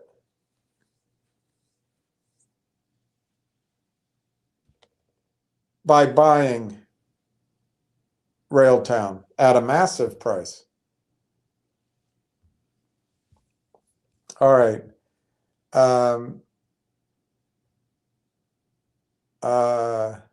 TELUS and Bell Canada lead Canadian telecoms with established reseller networks for software as a service AI solutions, leveraging their enterprise channels to distribute AI observability and agentic tools like Railtown AI's Conductor platform. So the key resellers, I guess, in Canada are TELUS. TELUS maintains a robust partner ecosystem via TELUS Digital, now fully integrated. They bought it out. Reselling AI SaaS to small and medium-sized businesses in telecom, health, and agriculture, and others, with over 20 million customer connections. That's better than Bonnie Blue. Bell Canada uses its business network division for virtual network services and AI native partnerships, like Ericsson. Where'd they go? They're still there. Ericsson AI ran, channeling software as a solution through MSPs and system integrators. Rogers, not as involved here, I guess, supports indirect sales via IT partners, but trails in AI-specific resale depth for software solutions. So the strategic fit for Railtown, these networks align with Railtown's pre-existing AMD partnerships and agentic AI focus, enabling Canadian scaling through SME access and Uniserve/TELUS synergies, that damnable word, discussed earlier. So you have TELUS, 20 million connections. I don't know how many of those are SMBs, but that's a big number, 20 million. And then you've got Bell has the Ericsson AI native MSP channels, and you've got Rogers, and it's emerging. But it sounds like TELUS is the player to be linked to. Microsoft or NVIDIA, if they were to acquire Railtown AI, a small cap AI firm focused on its Conductor platform for developer productivity and recent affiliate network expansion via the acquisition of AI Partnerships Corp, would cause distinct strategic implications given the buyer's core strengths. Microsoft's strategic fit for Railtown. Microsoft would likely integrate Railtown deeply into Azure Marketplace, where Conductor already lists, accelerating enterprise adoption through bundling with tools like GitHub, Copilot, or Power Platform. This aligns with Microsoft's software-centric AI push, emphasizing recurring software as a solution revenue and developer ecosystems over hardware, while leveraging existing partnerships for rapid scaling. Regulatory scrutiny might be lower because of Microsoft's cloud focus, but antitrust concerns could arise from further AI tooling consolidation. Railtown's strategic fit with NVIDIA. NVIDIA would prioritize Railtown software for optimizing GPU workloads, thereby enhancing NVIDIA's CUDA ecosystem and AI development stacks to boost chip utilization in data centers. That's a pretty powerful argument. As a hardware leader, this bolsters NVIDIA's full stack plays. In other words, chips plus software and a little guacamole, locking in developers amid competition from custom silicon, but it risks diluting NVIDIA's focus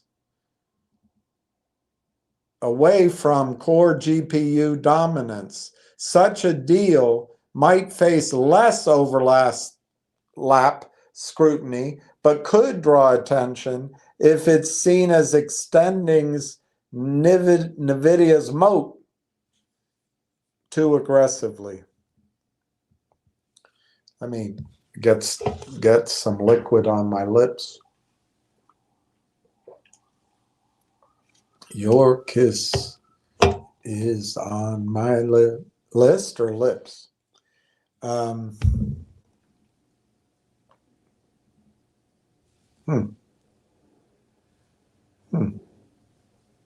Which one's next? This one. Okay, so the key comparison, a Microsoft acquisition of Railtown versus a NVIDIA acquisition. Core synergy. Microsoft would be cloud and software as a solution integration and Azure expansion. And I personally think just bundling it in Azure, it pays for itself. They create their own valuation. But anyway, if NVIDIA were to buy it, the core synergy would be the GPU software optimization. That's a big selling point. And CUDA enhancement. Client utilization, developer acceptance. Maybe that's what that stands for. Revenue impact under Microsoft. High recurring enterprise contracts via affiliates. That's that AIP deal. I don't know. I don't know if that's big enough to move the needle, particularly inside of Microsoft. Who knows? NVIDIA, it would boost chip demand through development tools. That's a powerful thing.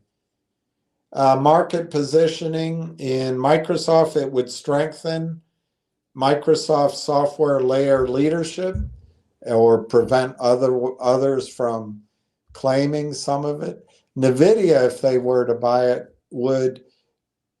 Railtown would reinforce their hardware software stack. The risks in both under Microsoft is an antitrust risk. And then NVIDIA, it's an overextension beyond chips. Let the chips fall as they may. NVIDIA would gain targeted software enhancements from acquiring Railtown, particularly by integrating its Conductor platform into NVIDIA's GPU ecosystem. Railtown's developer productivity tools like Conductor could optimize NVIDIA's CUDA workflows, helping developers build AI apps more quickly on NVIDIA hardware and driving higher GPU demand in enterprise settings.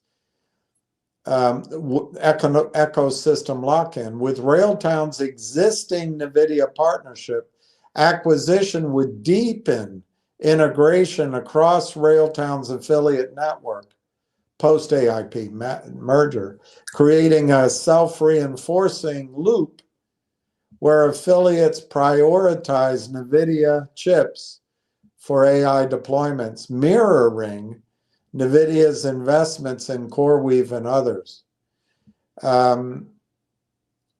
Railtown's focus on agentic AI and small and medium enterprise tools via partners like Uniserve would also extend NVIDIA's reach into vertical markets, adding recurring software revenue on top of hardware sales while accelerating innovation through shared R&D.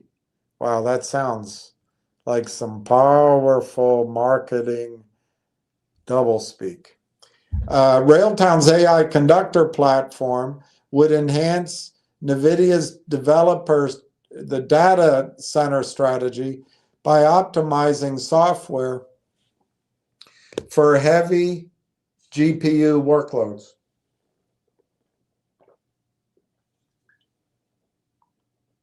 Conductor accelerates AI app development on NVIDIA hardware, reducing time to deployment in data centers and maximizing GPU utilization for training and inference tasks.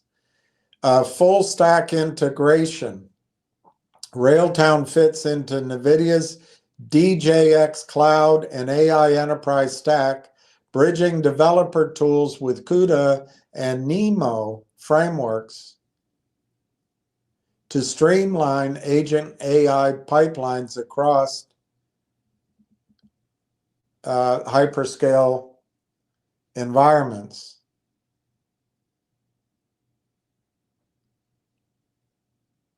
I don't know what NeMo is. Northeast Mouton Street, NeMo. Sounds like a real estate designation. Post-acquisition, Railtown's affiliate network would drive NVIDIA GPU adoption in enterprises, expanding data center revenue beyond raw hardware sales and into optimized software services. That's the holy grail here.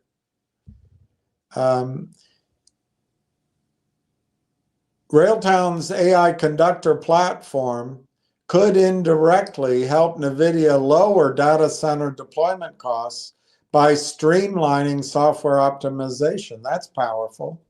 Conductor boosts developer productivity on NVIDIA GPUs, shortening the software deployment cycle from months to weeks, which cuts labor and testing expenses in new data centers.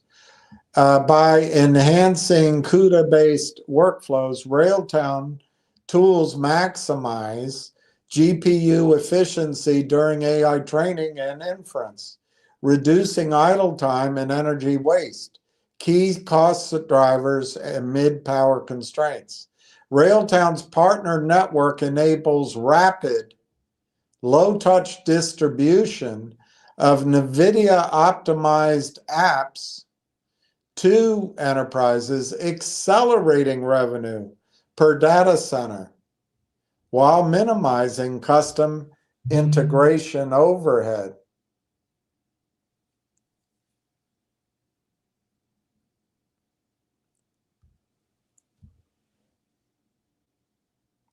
There's no data to quantify the savings. Railtown's conductor could yield 10 to 20% reductions. I don't know where they got that from per site. Those are huge numbers. Imagine saving 10 or 20% on tens of billions of dollars. Accelerating developer workflows on NVIDIA GPUs based on analogous dev tool benchmarks, translating into 500,000 to 2 million annually for mid-sized facilities amid typically 50 million yearly OPEX, operating expenses. Wow, that's a big number. So the key components effective in terms of cost: energy efficiency. The optimized CUDA utilization might cut idle GPU power draw by 15%. Again, huge. Saving $1 million a year per site. Wow. Given Power's 50% operating expenditure share. Deployment timeline. Faster onboarding shrinks 3-year build cycles by weeks, avoiding 100K daily in delays in hyperscale setups. These are all powerful reasons to own Railtown and to go to Roadhouse. So if you compare them,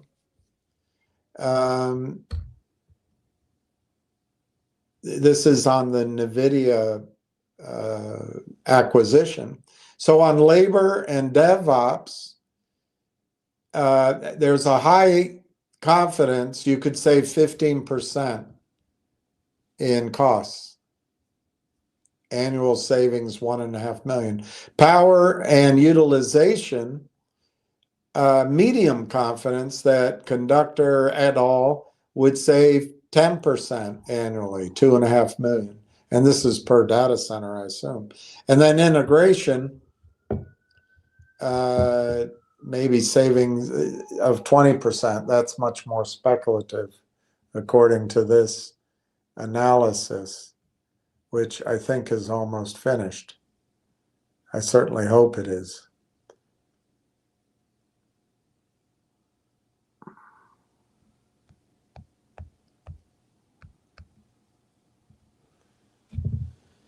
All right. Railtown at 317 is 29.10, up 4 cents almost. GDC is down 7 cents, 442. Finger is up 3 cents, 123. MTEN is up 27.5 cents at 289.59. And ZJYL is in the green, up 2 cents at 16 cents.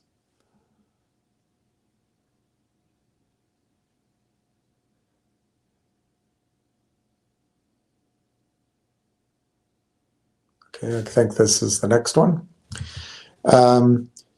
Railtown AI integration into NVIDIA could yield modest but targeted reductions in NVIDIA data center power and cooling costs through GPU workload optimization. This is key.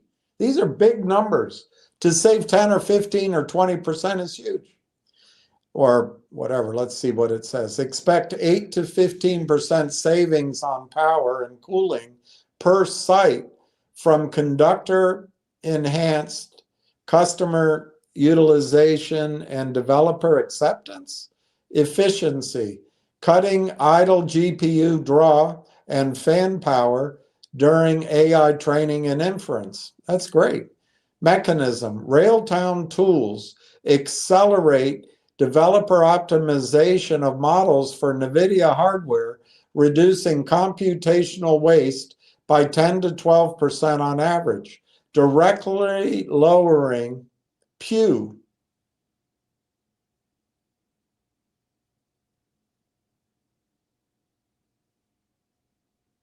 I don't know, power utilization expenditure from something to something less in GPU clusters. So they give some examples of savings, which is huge. You know, everything from 1 to 12 million.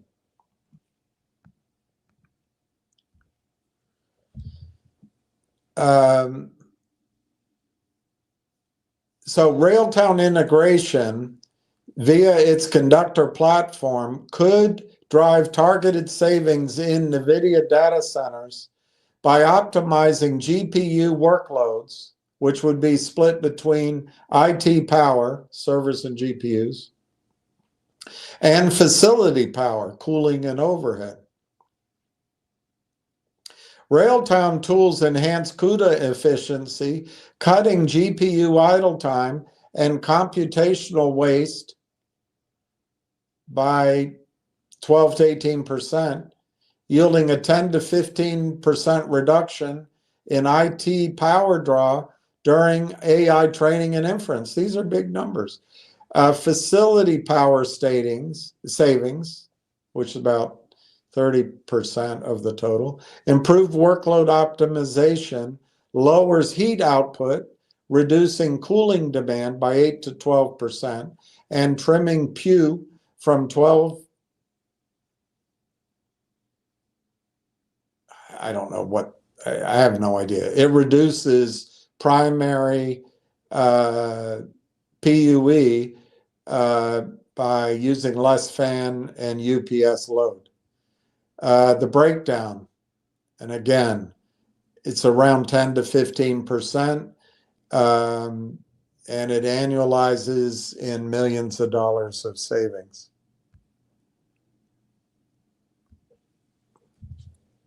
Well, that's my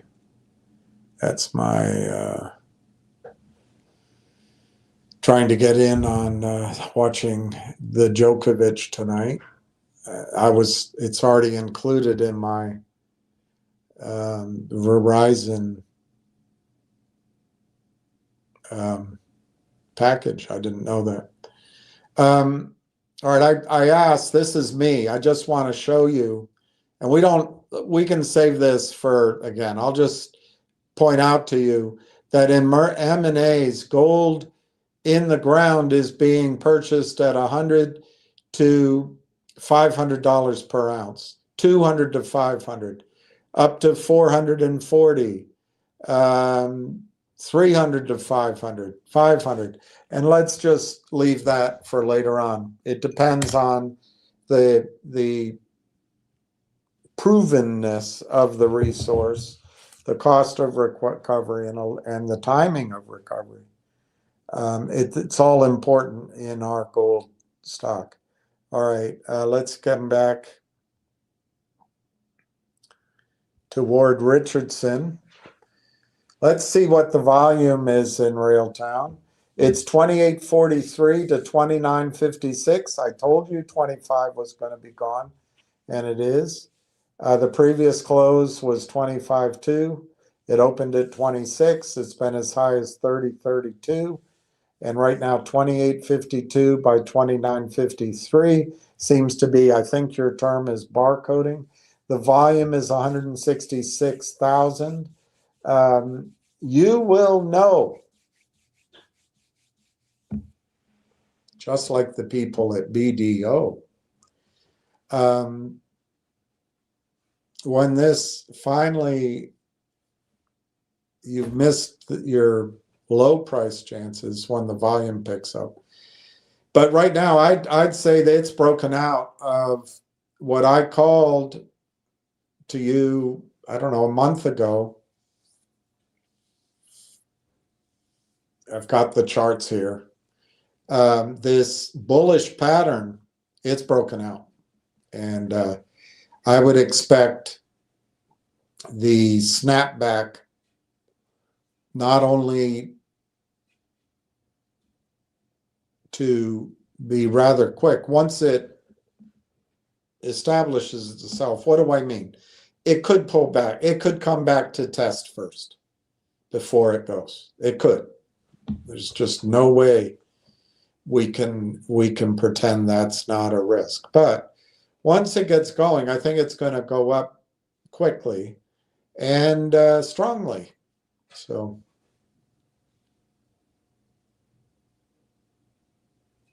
I think our long national nightmare is over.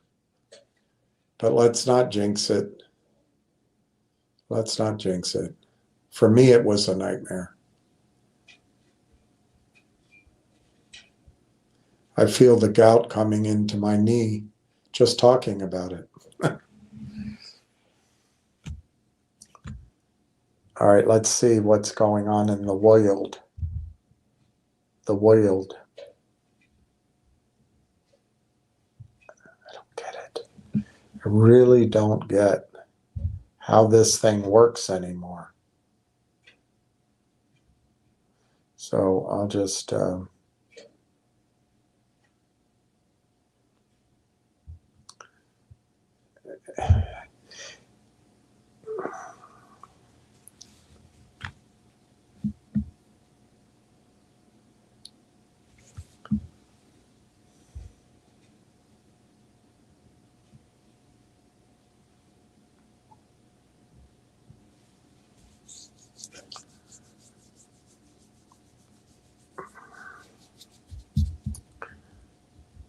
There's a lot of teachers at school having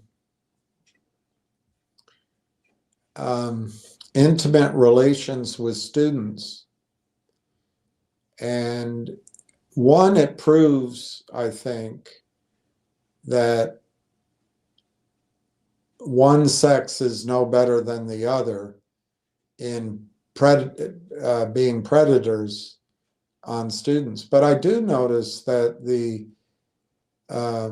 sentencing is extraordinarily lenient toward one of the sexes. And that might be, I don't know why. I don't know why. But I guess it's fair. I don't want to question things anymore. I'm sure it's the way it should be. There isn't much news.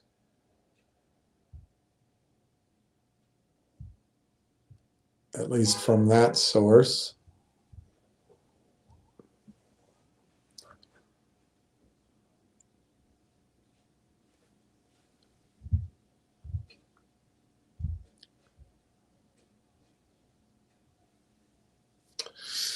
All right, let's keep going. So Ward Richardson says, good day, William and RT crew. I see Railtown is chugging along. They stopped to pick up a few cash cows this afternoon. Yes, sir. Akira Nova. Oh, I already wrote that down. Okay, I was behind. 100 more shares. Bravo. Hi, Uncle Bill. Steve, RT, feeling good. Feeling good today. Joe Marty. Wow, what a position you have. Joe Marty, what a position. I knew that. I knew that. I knew that. That's a great. Good for you.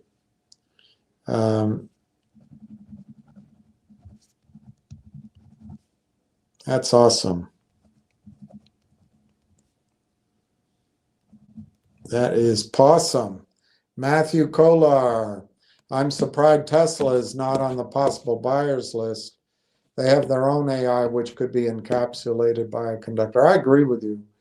I think Ward made the selection of comparison. I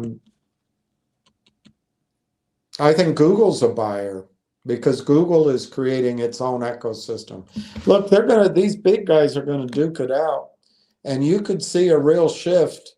You could see one of these big, the MAGA 7 Plus, NVIDIA, and Microsoft.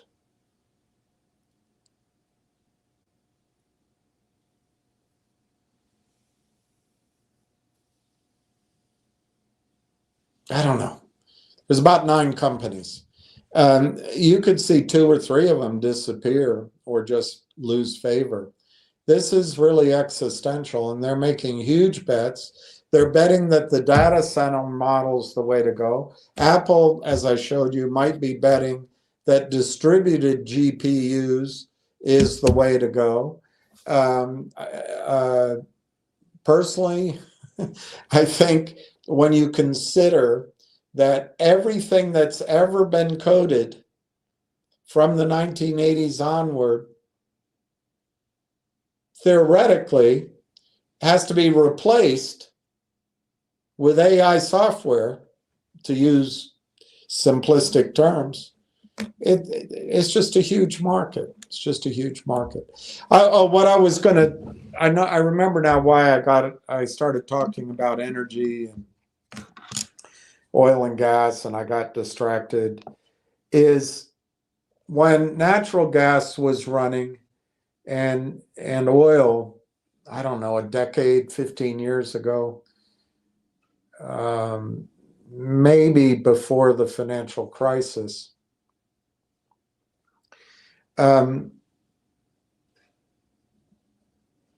guys like me back then anyway, I could get really optimistic and see up and away. But older experienced hands, who a lot of them have died, there's a lot of institutional knowledge in the resource space that's in the home, would point out, and it really is true. If prices go too high, or if you reach the limits of your ability to supply oil and gas or coal, there's demand destruction. And the one thing I think is possibly self-indulgent right now on the part of Wall Street and the part of each of us and the part of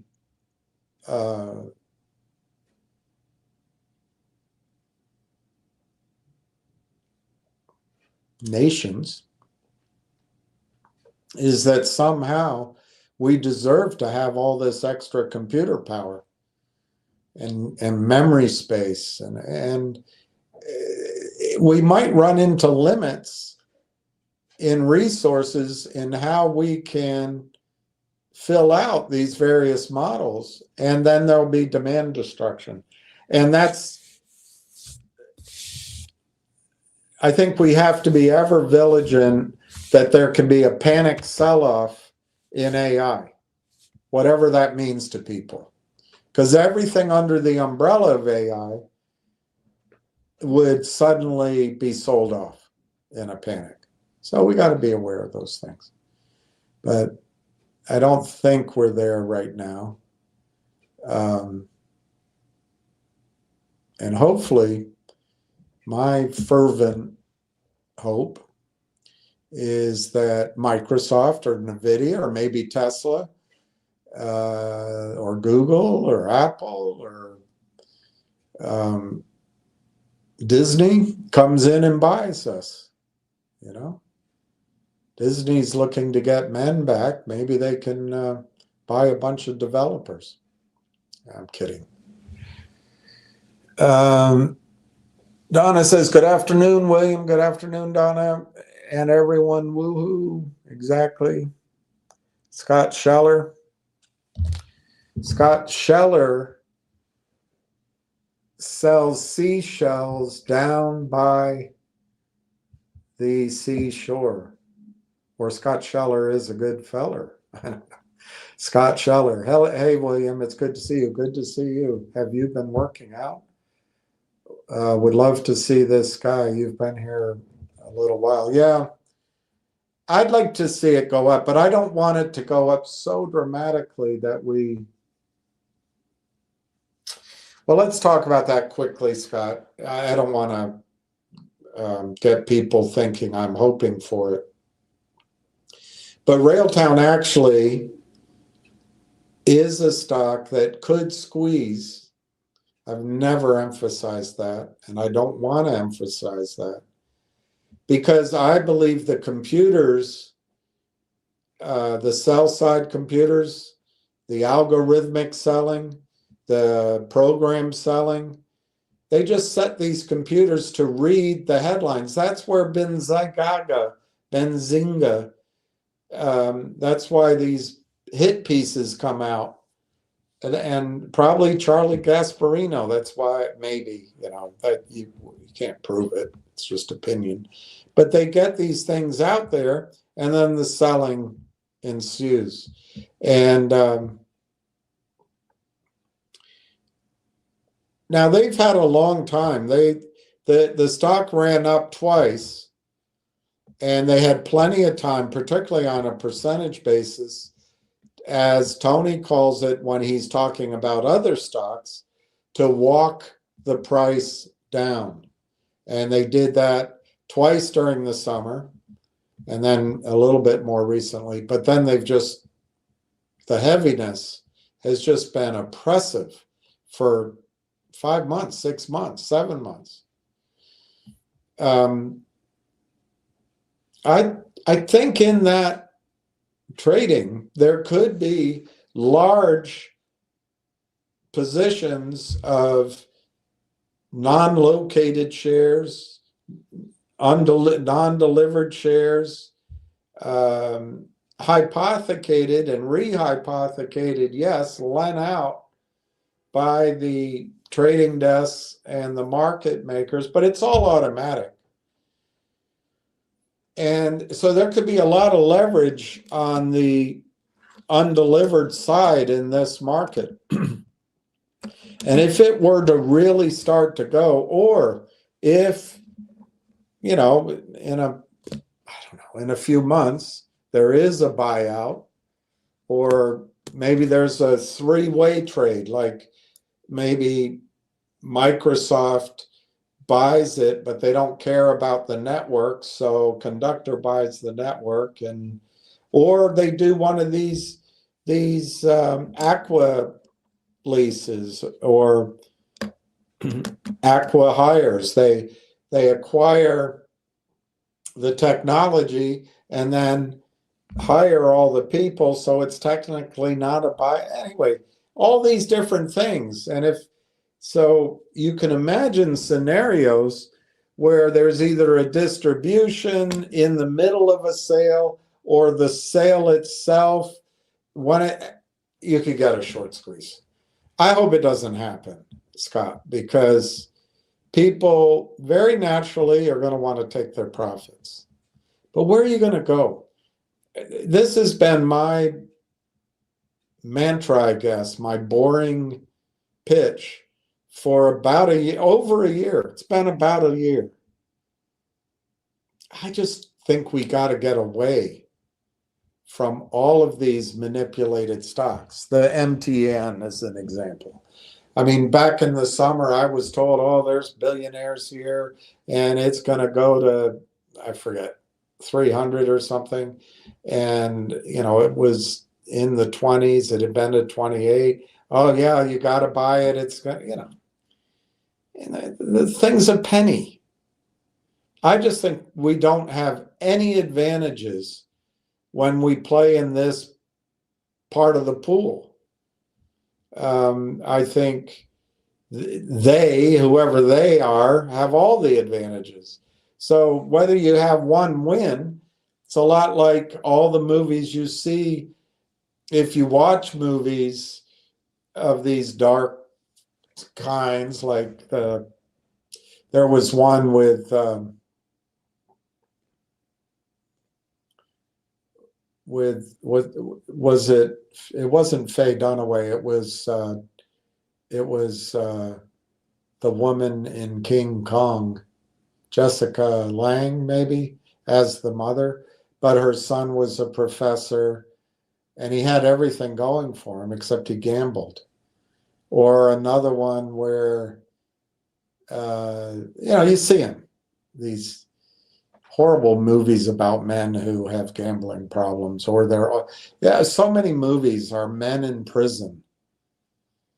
The messages. But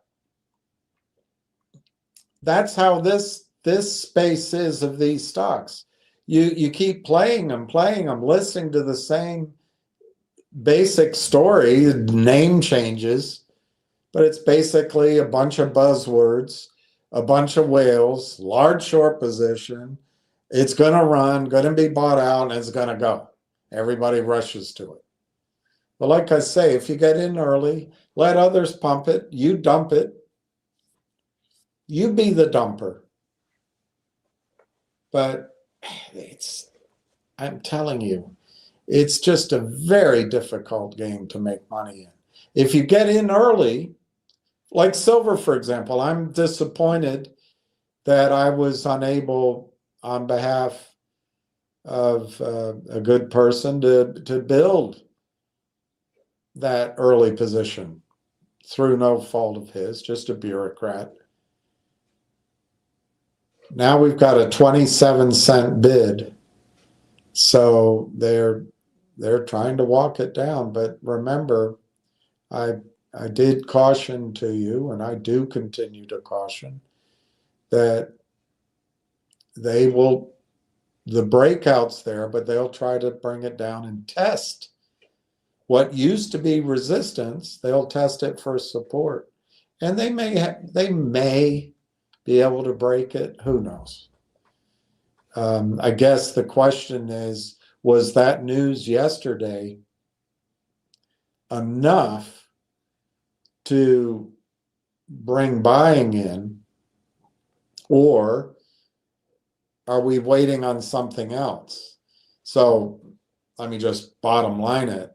This is exciting, but maybe whatever the news is we're waiting for doesn't happen to mid-February or the end of February. And so they step away, and then they let the computers determine if they can start, as Tony calls it correctly, in other stocks, but he doesn't see it here, or he didn't see it here. They start walking it down. Well, right now it's 52.5 by 52.5.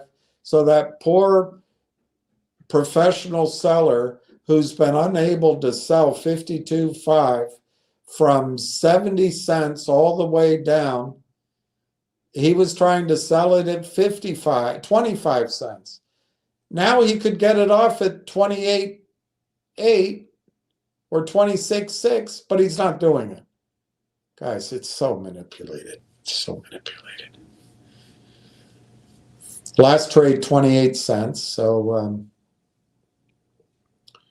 171,000 shares, not a lot of volume.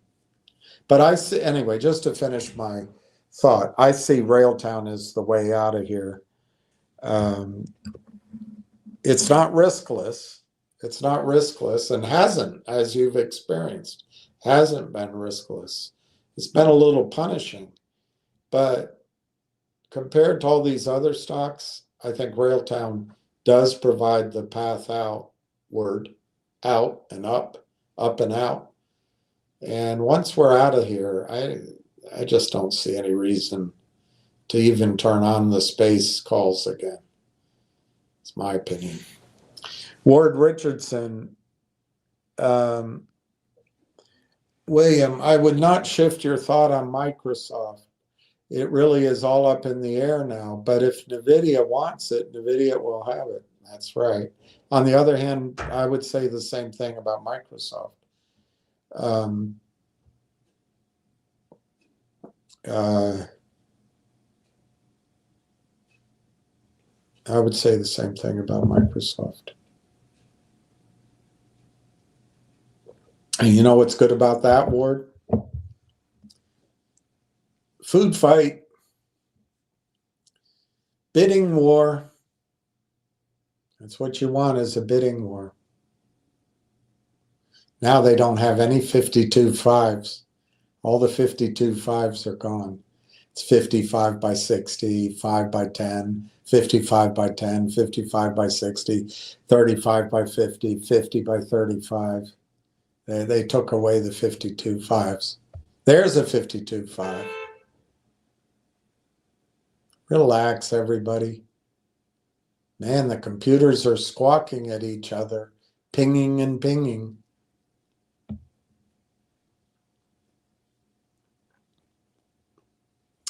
But going back to whoever I was talking about, I really don't want it to squeeze, because there's a real chance if you get out, you won't be able to get back in the same position that you have. Of course, Platinum Blonde, who's much smarter than I am, points out to you that that makes no sense. So she must know what she's talking about. I don't want to criticize her, but I'll stick with my dumb, stupid, nonsensical idea that as they've walked this down, they've been selling a lot of stock that just doesn't exist. And that, to me, is why it's mispriced. And I don't think there's anything normal about it. Now, for once, we may be about to see a stock that the dynamics of this culture of criminality goes against them and actually helps the price of Railtown, which is fine in and of itself. But if this thing suddenly went to 20, 25 bucks and you get out, and I'm just making up the numbers. I don't know what I feel about targets per se. And then you try to get back in at 15, you might not get the chance. And if a buyout came, you know, if a buyout comes like IBM's buyout of Confluent or Microsoft's recent buyout of something, NVIDIA's recent buyout of something, I can't remember the names, comes in the 10 or 15 billion range, you've got a 50, 60, $70 stock. And if you can hang on that bump in the value of your account in an acquisition occurs without a taxable event. Obviously, if you sell the stock later on, the Microsoft or the NVIDIA, you have a taxable event. But so you have more working for you in that sense. But, you know, it's an art, not a science. If this goes to 20 or 25, I don't know what Ward's research has been, but I've shown you some of my own.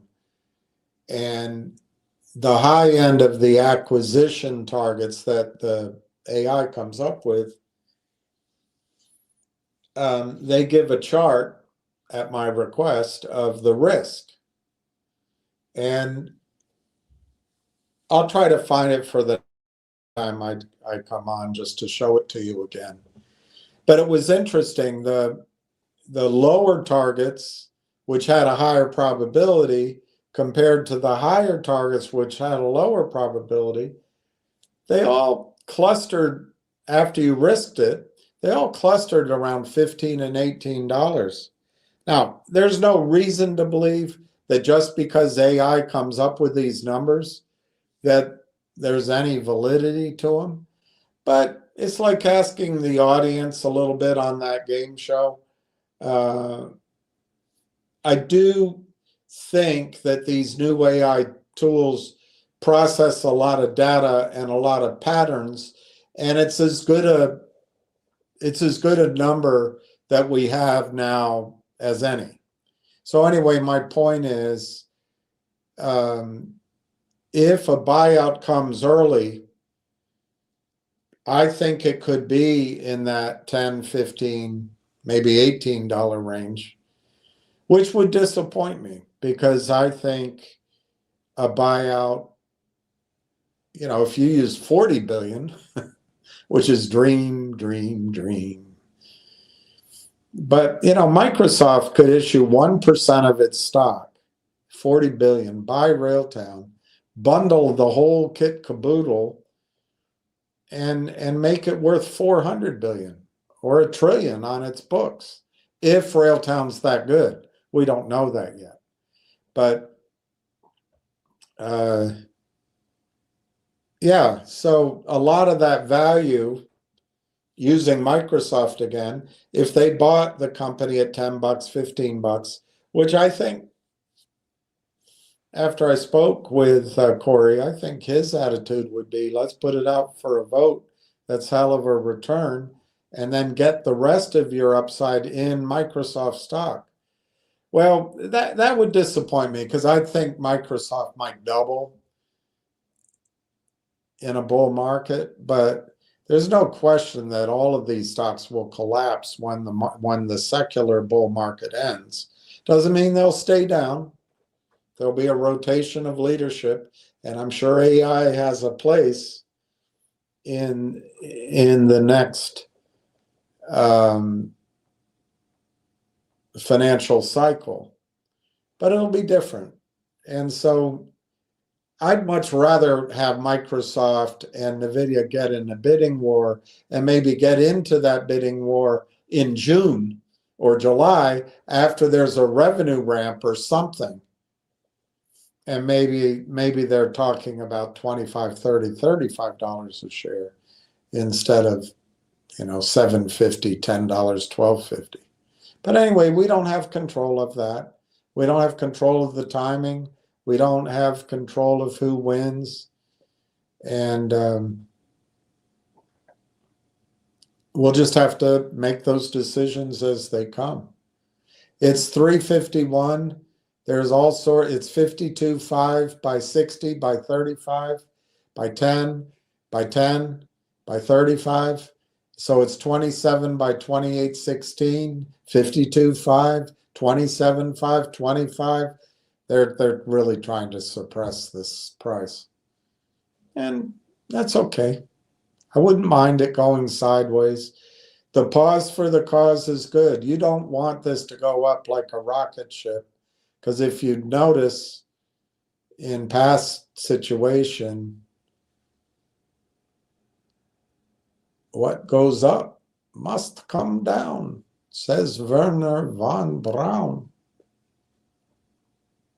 So you don't want that. 52.5 by 52.5, there it is.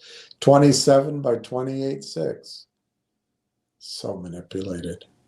All right, let me keep going.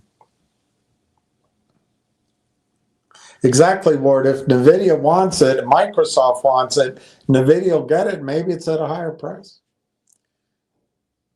Donna says hi to you, Jack, Ward, and Pat. Ward says hi back, Donna. Scott Scheller, do you see ZJYL doing a reverse split soon?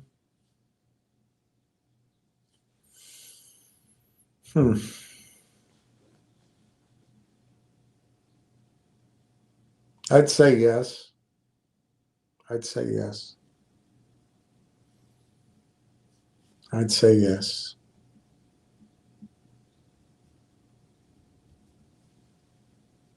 The one thing in all these stocks you've got these whales who presumably have lost money, unless they just bite the bullet and go on to the next thing.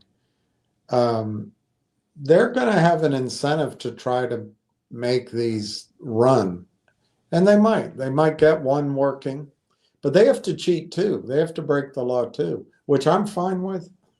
If the regulators aren't going to force the rules, you can't bring a butter knife to a gunfight. MTN is now up almost 40 cents at $3.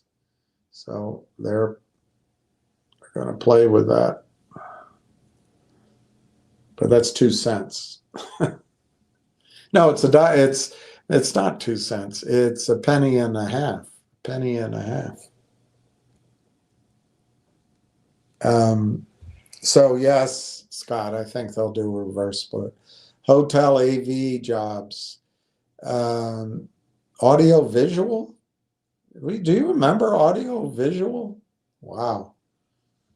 AABB has over 4.6 billion shares out. Thanks, but no thanks. Yeah. The chart looks like it was destroyed, and they must have done some. Anyway, it all looks manipulated. Giuseppe. Hi, William, and hello to all. William, last week I accumulated 180. Wow. Wow. I got to write that down. Maybe I did already, but let's write it down again. You guys have some monster positions, particularly if it works. 180,000. Yeah, I think our long national nightmare is over.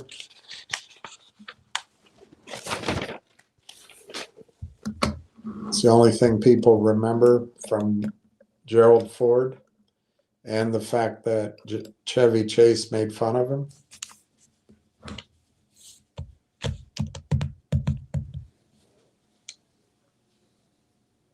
We will look back fondly. I hope so. Jack Hamilton. Hi, Donna.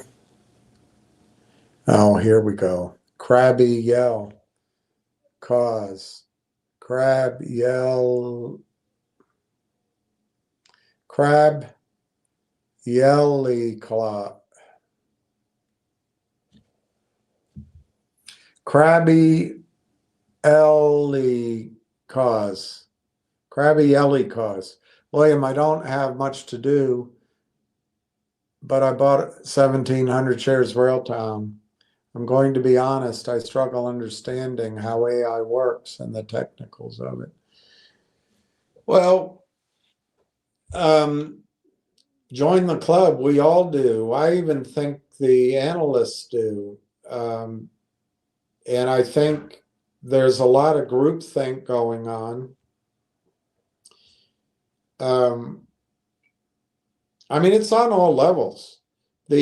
All right, we got 3 minutes to go. Let's see what's happening with Railtown. It's on all levels.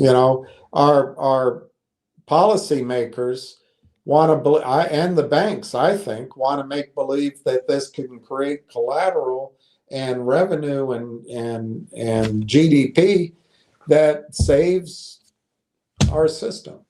That's a macro level. But on the micro level, just how to use it and all that. But I will tell you this. It's changing our lives. And I don't think it's going to be put back in the bottle. You can question whether it's going to be via data centers. Because I think, I talked about it briefly with Corey, very briefly, but it was what was going through my mind. I think it was what was going through his. But IBM's coming back. But IBM had the central computer model, and they went down with the ship on that. It was Bill Gates, I think he took IBM's patent or something. But anyway, they decentralized computing. And now we're putting it back in the cloud. And the data center model, the NVIDIA model, is kind of coming up with the central computer again. And I lived in the Soviet Union, and I used to compare it when I talked to investors, but and I don't know why they came up with this, probably because and who knows if it's wrong or right, but they had central water, so you had your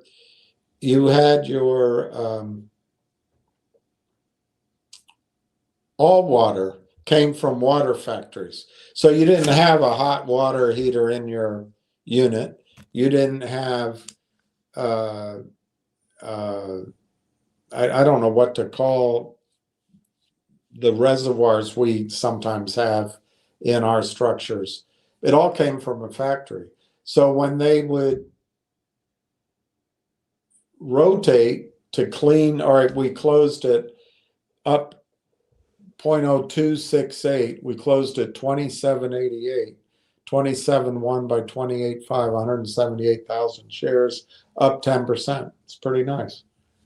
We're not quite there yet, but this is definitely better. But anyway, when they had to clean the pipes, we would be out without hot water for 4 weeks, which is quite a lot of time in the middle of winter. Um, and then your unit would be cold, or they would shut it down. You'd have no water, and that's a centralized system. Whereas here we use a distributed system. Each house, I mean, obviously we have pipes and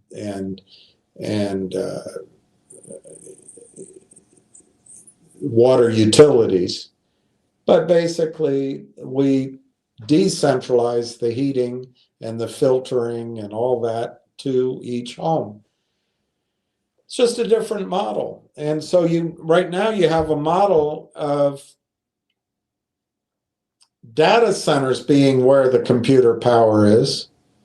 I think, as I showed you yesterday, Apple is seeing a slightly different vision, but I'm not convinced that gets rid of the cloud. So, and I think Railtown is about the cloud. I don't know. It is confusing. I admit to you. I don't think anyone knows for sure. But there's hundreds of billions of dollars going into it, which is how I heard that I've been going through my notes on other things, and I ran into my notes on Railtown, which I think about 15 months ago. And it hasn't been good that it's been this disappointing in time. It just really hasn't. On the other hand, we have made it this far without the market collapsing, but I think we've stretched. It would have been better if things had happened last year. It would have been. So there's some things that are stretched, like the backdrop of the overall market, the groupthink, if you want, that if you buy that it's a bubble that's only getting bigger. So there's the risk in our trade, our investment, our position maybe has increased. On the other hand, and there is another hand, I think regardless of what happens in the economy, what happens in the markets, this transformation to AI for everyone, AI everywhere, AI for everything, what James Altucher calls AI 2.0, what Morgan Stanley's analyst refers to as robotics. It's here to stay. It is here to stay. The robots are coming, he said. And it's here to stay. And just being scared of it isn't going to stop it. And there's hundreds of billions of dollars, Crabby Ellie, that are being dedicated by the big MAGA 7 plus 2, the governments, institutions, Wall Street. It's a huge amount of money. So the wind is at your back until there's a panic in the markets, which after 44, 45 years of up could happen at any time. But, you know, why does a 44, 45 year secular bull market end in the 45th year? It could go 48 years. We don't know. We just don't know. Let me keep going. It sounds like there's a sense of urgency with Railtown, and it felt I'd miss out. Hopefully 1700 is enough to change my life. I don't know. I don't know what your life is. I don't think 1700 is enough to do a whole lot. But it's better than nothing, you know. You're paying, I don't know if you've been in these other stocks, but 1700 times 28, you know, $1,400, a credit card bill. I think 1,700 shares in my almost fantastical view. I asked Corey, I said, could Microsoft pay $40 million for this, or am I out of my mind? He very politely didn't answer, so I think I got my answer. He doesn't think that's happening. I still think there's a chance, but I think there's low chance. And I think the odds are a buyout comes in the lower teens early rather than waiting later. But I still hope that we're looking at a 10 or $15 billion buyout. So we're looking at $50, $60, $70 a share. But it's all speculation where it goes. But on 1,700 shares at, let's just say it's a $10 buyout, you got 17 grand. Does that change your life? It could.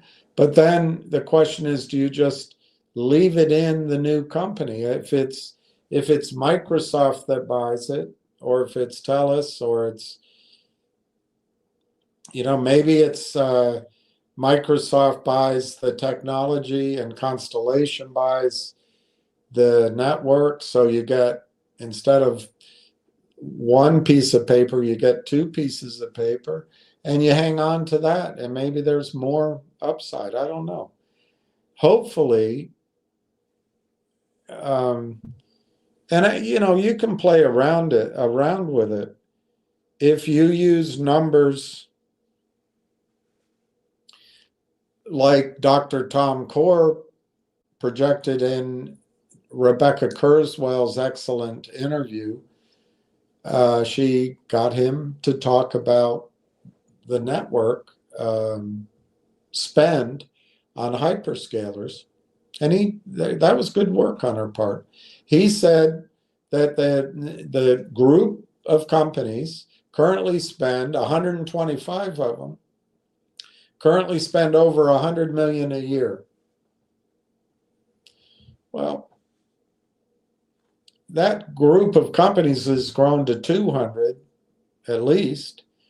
And if you assume over the next couple of years some growth in that, I think you can pick 150 million. will transfer from other hyperscalers to the TELUS data center, which is specifically the first that's opened, state-of-the-art NVIDIA, and it will constantly upgrade.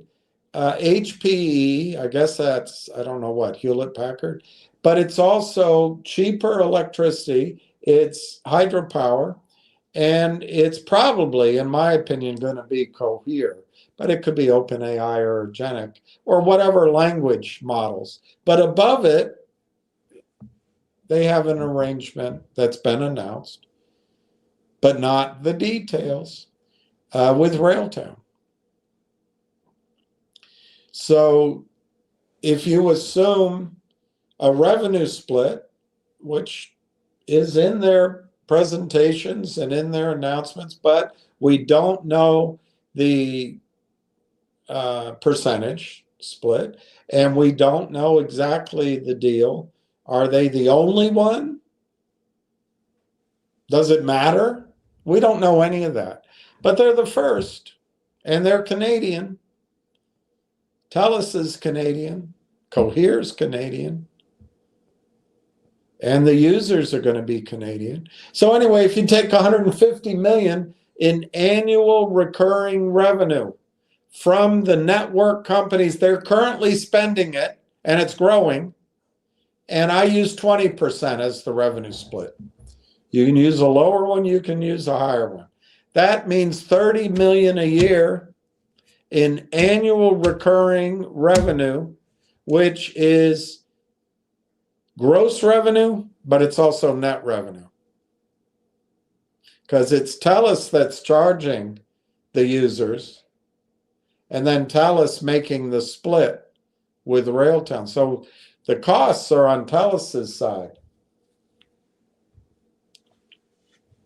Or you could assume that it's a 30% split and net is 20%. I assume net 20%. And there's room to argue because we don't know. But that's 30 million. And then if you listen to the third quarter earnings call from TELUS, and there's another, somebody here pointed out that there's another TELUS call coming up, I think in February, that will discuss revenues, but the CEO of TELUS said he expects revenue to grow from AI-enabled technology in TELUS from 800 million a year to 2 billion over the next 2 years by 2028. Well, if you assume that full 2 billion is going to go through that data center, is a big number, but we don't know the exact details. So for me, I take half of it. Half of it, 1 billion. Am I right? Am I being too generous? I have no idea. But I'm trying to allow for that it's not clear. But $1 billion at 20% is 200 million. If you add the 30 million from the network to 200 million from the TELUS clients moving over to the TELUS data center using Railtown and splitting with Railtown, and you use 20%, but you only use $1 billion instead of 2 billion, you've got 230 million in annual recurring revenue, gross and net, going to Railtown every single year, starting projectable, starting sometime in 2027 and carrying on for the future and growing. And Railtown might be down to 210 million shares fully diluted. So you're talking over $1 a share in annual recurring revenue, but also over $1 a share in projected annual recurring cash flow. Also, you're talking about over $1 per share in annual projected recurring profit, earnings per share from this. And that's just one data center. If this concept proves up and their IP is strong, which I've been told it is, and guess what? If you're making that kind of revenue every month, you have enough money to defend your IP. And yeah, so there, I think it's a powerful story. 1,700 shares. If 1,700 is making $1 a share per year in annual revenue, what multiple do you put on that? 25 times, 50 times, 75 times, 100 times? A lot of these AI stories are being valued at 200 times revenue, and they're not making any money. LangChain was priced at 90 times a, really a weird revenue projection, but they're not making any money. 90 times. So you do 90 times $1? I don't know. We'll find out these things. But I think, I think it's over 10x. I think it's over 25x. 25x is the midpoint of historic deals. So I think you can use 35x, 50x, maybe 75x. But if you use 35x, that's $35 a share for me as a target. Tony and Blondie will make fun of me, but it's okay. He's not childish. I am. So I'm not going to question it. His judgment is much better than mine. It's always good to be negative because it sounds better. But I feel like you're in these shitty stocks anyway. The only reason to be in them is to have high upside. Not just for the hell of having a high upside, but a reasonable basis. But anyway, if your 1,700 shares went to 35, you'd have 60 grand. Does that change your life? I don't know. Personally, after talking to Corey, I think we have to give the probability that the company will sell itself in the $5 to $15 range sooner, as I'd give it a 40 to 50% likelihood, which is a change in my sense before I talked to him. If there's a bidding war and they don't sell in the first or second quarter, but maybe it's a bidding war that starts in the summer, and maybe they settle it up in the third quarter, but then you're hoping the market doesn't have a collapse. I think you could get a bidding war to $35, $50, $60, $75 a share in stock. What does it matter to Microsoft? They could pay $15 billion and it's nothing to them in stock.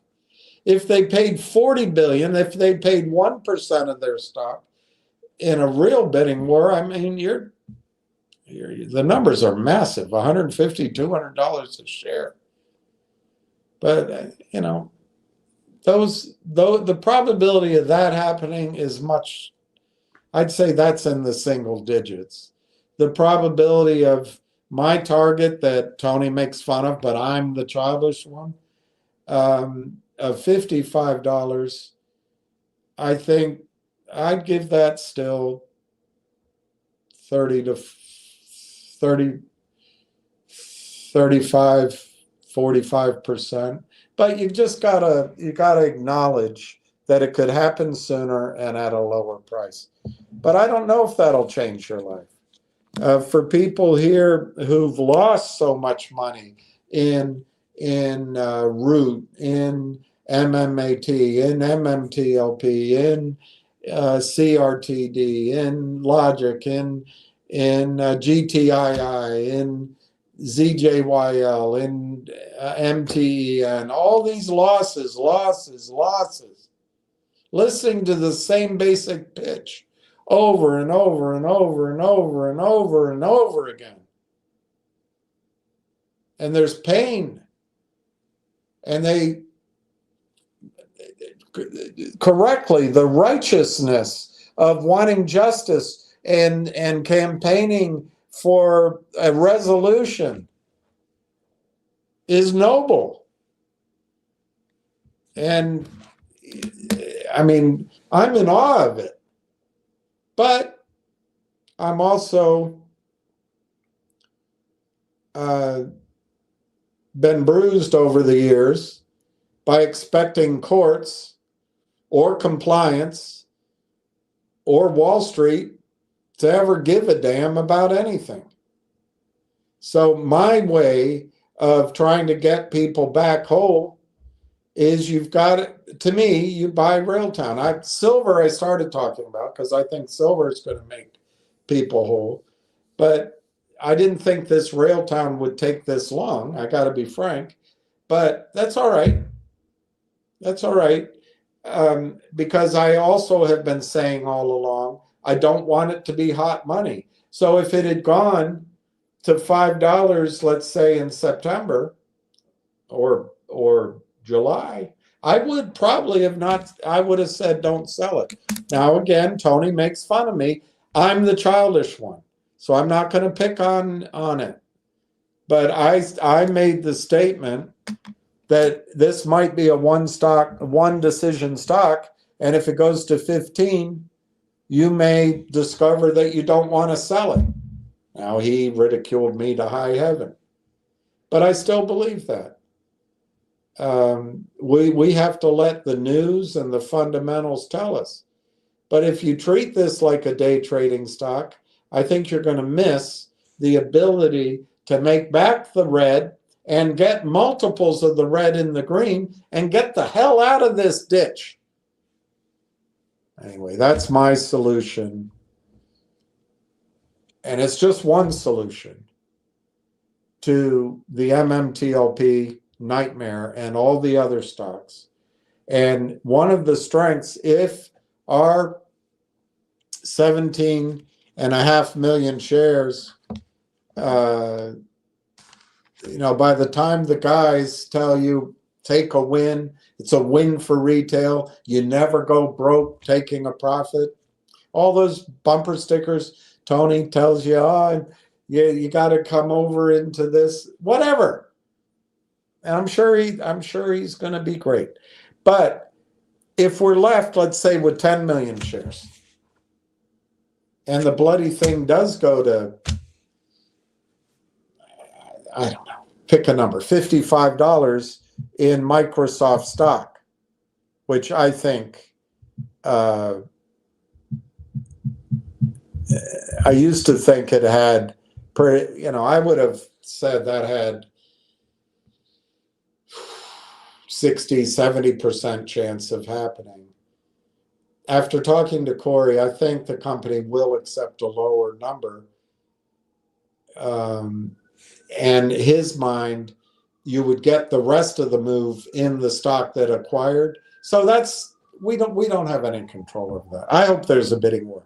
But if we had $500 million worth of stock, all those charm boys are going to want it. They're going to tell you it was their idea. But I tell you what, I'd like to do 2 or 3 things. I'd like to create a company and we can all participate in it.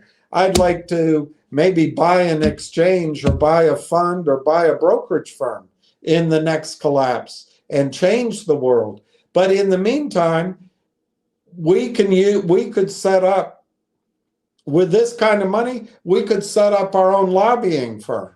We could set up an association and have Busy Brands run it. He could be our Jimmy Hoffa in a good way. And we would have the money to do it. That's how I see a solution. By not being victims, by, yes, risking additional money, we become powerful, potentially. Obviously, there's some risk in it. But I think the probabilities are high that this is what changes people's accounts and gives us strength. And so that's what I'm working toward. It's not the same as sitting in congressmen's office and women's office, which I've done. But man, I've always been a producer. I've spent my life running around. But the things I've seen lately, they keep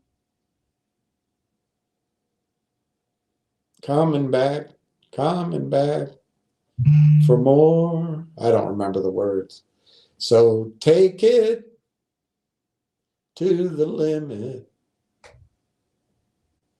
Take it. That's the only song. I personally, if they wrote Desperado, that's another one. But to me, the Eagles and the Beach Boys, you can have them all. All alone at the end of an evening. I used to listen to that. And an 8-track. Do you remember 8-tracks? I had an 8-track of it.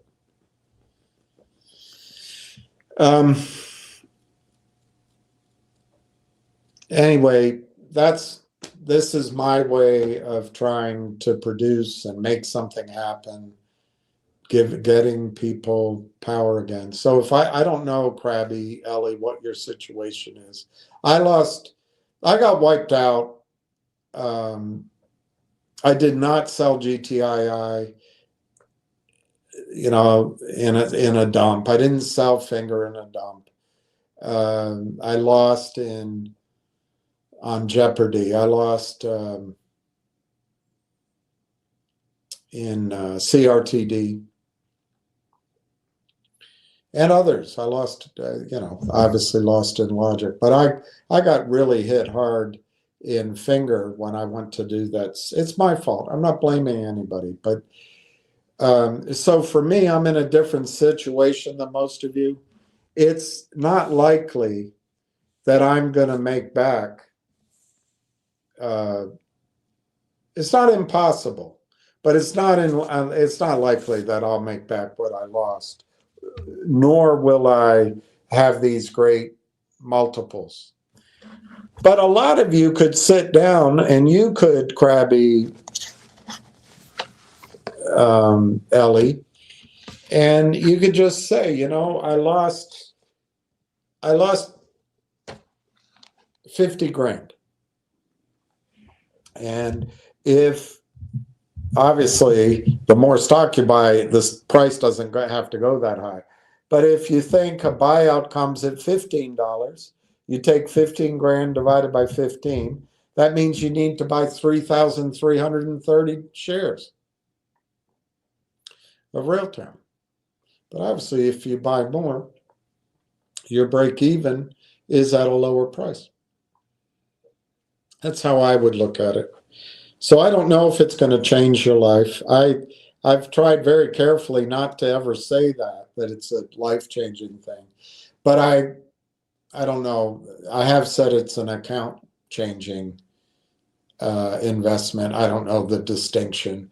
But I want people to think of it in terms of changing your financial position, not changing your life. Because I don't think this is hot money. I think this is something, if it goes up, you'll hang on to it. Now, the one thing we don't know is when the secular bull market ends. But we'll address that as we go. There may be a way to sell calls and buy puts. There may be a way just with a small percentage to hedge the account.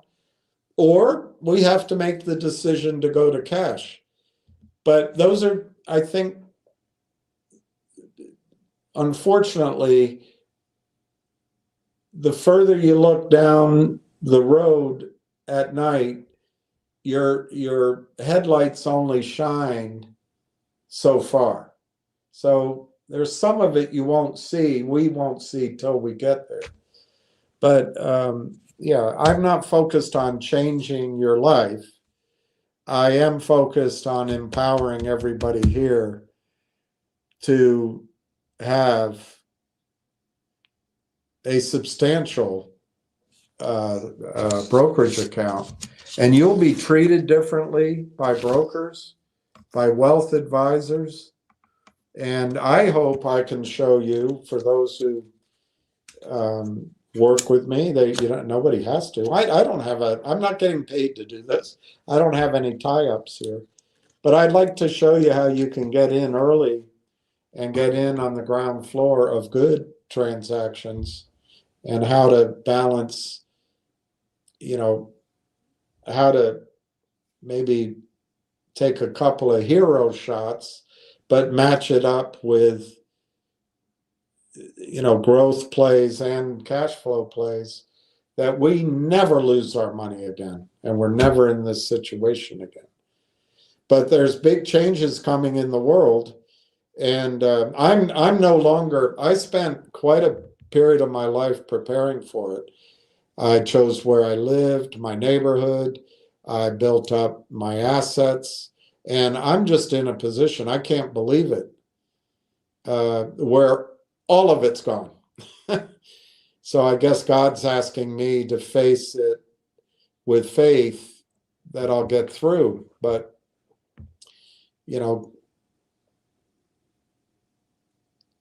it doesn't mean that we're all not going to face some tough times ahead. And one of the key things we each have to do is treat ourselves as if we're our own central bank. We're our own lender of last resort. We own hard assets. We don't own other people's credit. And you're gonna start hearing it more.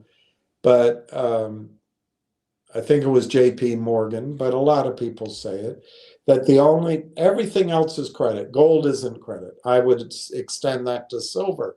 But there's other things. Owning your own orchid, owning your own business. That there's a lot of businesses that not only survive but thrive even during difficult times. I can think of food, water, clean water,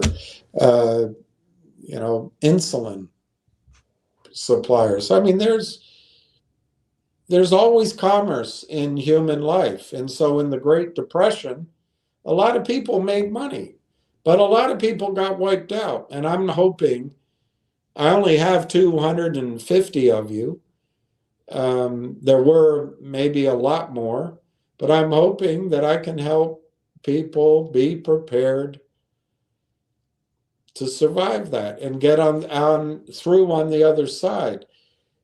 It's going to be like a hurricane or a tornado or a riot or a earthquake or a bombardment, and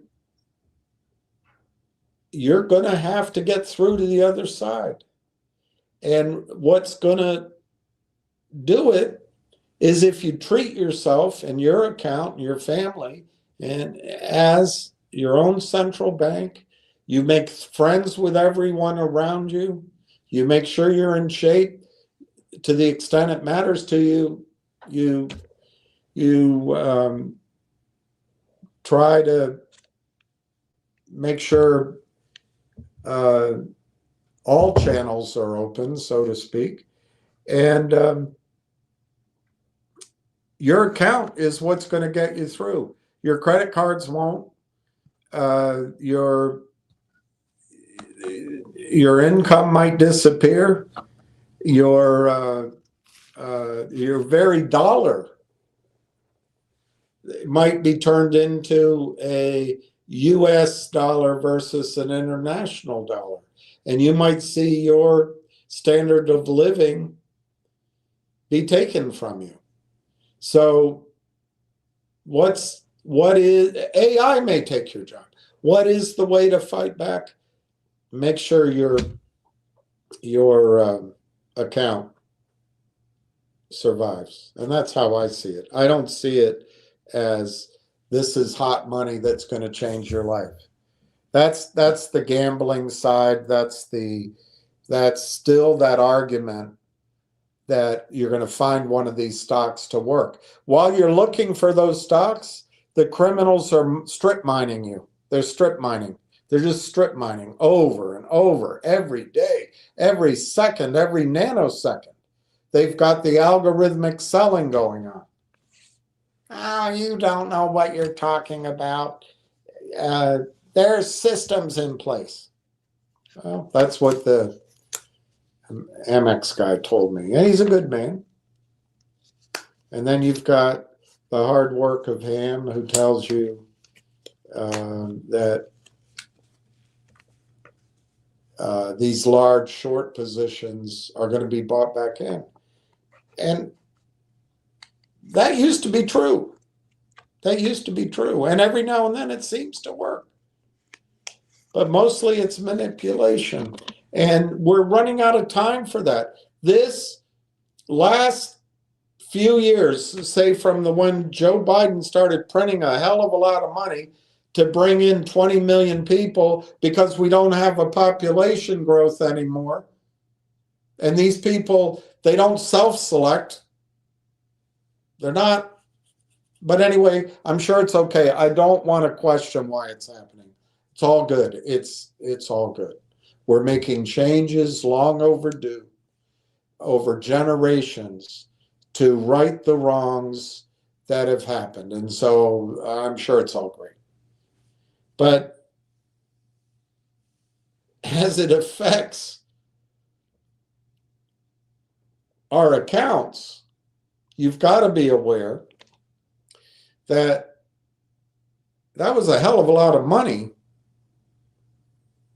that went to limited assets. And it might have been, whether institutional or retail, what started all this mean crap. Well, this financialization, this hyper-financialization is a sign of a top in the secular bull market. It happened in the Weimar Republic. It's not new. It happened in the United States. I mean, it's on our phones now. It comes with beeping lights. It's the same greed and fear and con games and banking games. So I think this day trading and this charting and this looking for the next hot over-the-counter stock, that time's going to come to an end. And it's going to be very painful. So what my goal is to make people here strong in their accounts. That's all I can do. I can't throw a fastball. I can't sing a note. I can't campaign for public office as a white straight male. That's not going to get me anywhere. There's not much I can do. I'm not a lawyer, but maybe I can show people how to have an account. Your account's going to be your friend. And if we do have time to get into silver, which I wouldn't chase it right now. Everybody's chasing it. Unfortunately, we missed that move. It's up 5x. Imagine offsetting an investment in the gold company with an equal investment in silver, which was my strategy, and you're up 5x or up 4x in silver. You own your gold company for free. But, there's bureaucratic delays. And then there's the stupidity I have of making a recommendation early on Railtown that it makes me look like my brain is out of whack.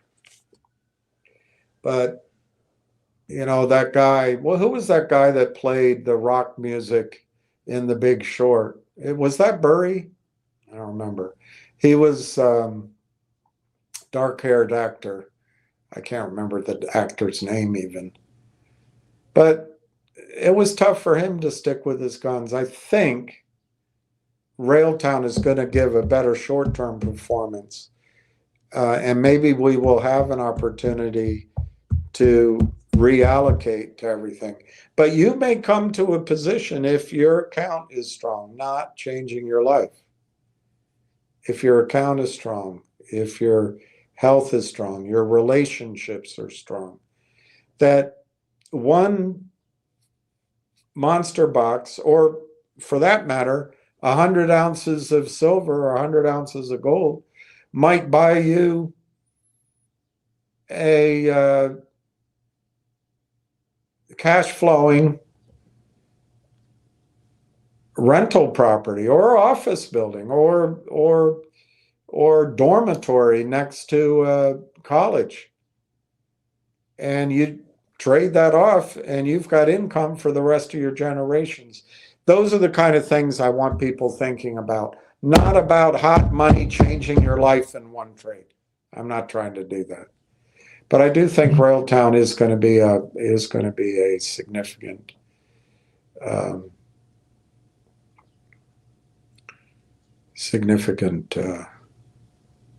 run. See, I keep getting pressure on this gold company. So I showed you, I have some things to show you. I'm not going to do it tonight, but I do want to, maybe I'll try to talk to each of you by phone. I think I have everybody's number, but I'd like Railtown to work.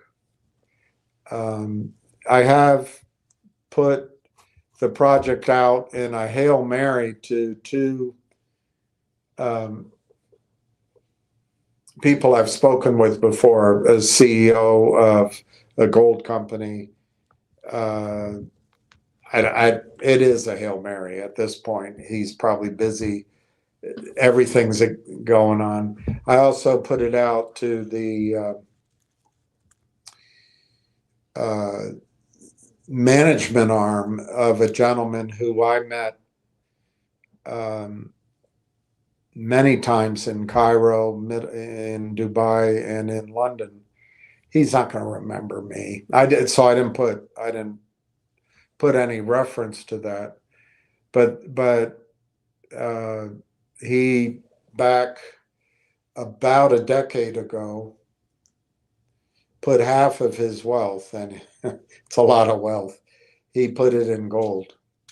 And I tried to reach him, and particularly on another project that I raised money for, but the dynamics of that, just people stop thinking. And I always respect introductions, so I didn't pursue that. But anyway, I put that out, and I've got one more place to send it as Hail Marys. Otherwise, we're going to have to try to do it ourselves. There is a gentleman in New York who has about, I don't know, he was well bred, well raised, well schooled. He knows a lot of contacts on Wall Street and in the fund business, but also one of the major gold companies. He's a classmate and friend of the former CEO, current CEO. What is it called? Emiratus. So I've included him in the loop, and maybe he can do something.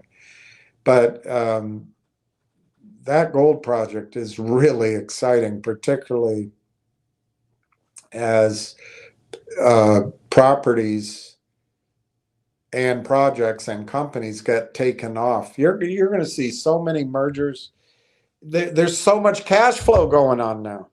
All of a sudden, these companies that were starved for capital are making $2,000 or $3,000 in free cash flow per ounce. And that money is going to first go to pay the private equity boys and girls, but then it's going to start flowing down. First tier, second tier, third tier, fourth tier, fifth tier, sixth tier. I don't know where ours would be classified on its own, but I think based on the fact that no one's heard of it, you got to assume it's on the lower tiers. On the other hand, it's way up in the tiers in the sense that um, it's permitted. All of the 10 or 15 years of process has already happened. And the resource, it's on the top of the ground. Just go out with a backhoe. So it's not expensive to, there's not a lot of infrastructure. And the key is you just prove it up in the pilot plant and let the market take it from there. I would personally, I'd love to run it and build it out and be a big, be the next Eric Sprott or, who's the head of one of these unicorns. But, it's, for a while there, I thought I would have more leverage on how things went. It doesn't look like I am, but that doesn't mean we can't have some impact. So I want to talk to you about all that too. But anyway, Crabby Ellie, I'm not looking for this as a changing life roll of the dice. I'm looking as this as part of a process to make people here strong. Giuseppe, big difference in volume between here. Okay, let's look at the volume in Canada. And you're right to point that out because this is a Canadian stock. It's really not an over-the-counter stock. But those computers that started selling when they saw MOU, when they saw a letter of intent, when they saw Canaccord Genuity, when they saw Weeks, when they saw negotiation, when they saw acquisition, all that selling, they saw over-the-counter. So what's the volume? Wow, 2 million shares? Giuseppe. Okay, Giuseppe. That volume is enough. Let's look at the chart again. That's enough volume, Giuseppe, to say that this is a turnaround. That is enough volume to say that. Let me look. That's fantastic, Giuseppe. That is bullish as heck. Let me look. Wow. It had a nice pop up. Now, how do I get volume on here? Oh, I hate this. How do I get volume on there? Oh, indices. I hit indices. Okay. And I have to go scroll down to get volume, maybe. Why doesn't it just give me volume? All right, volume. All right, I want volume. Pump up. Add it to the main pane. Apply. All right, now I have the volume. Pump up the volume. So, Giuseppe, it's 2 days. No, it's not. No, it's not. Yesterday's volume was strong. Today's volume is great, Giuseppe.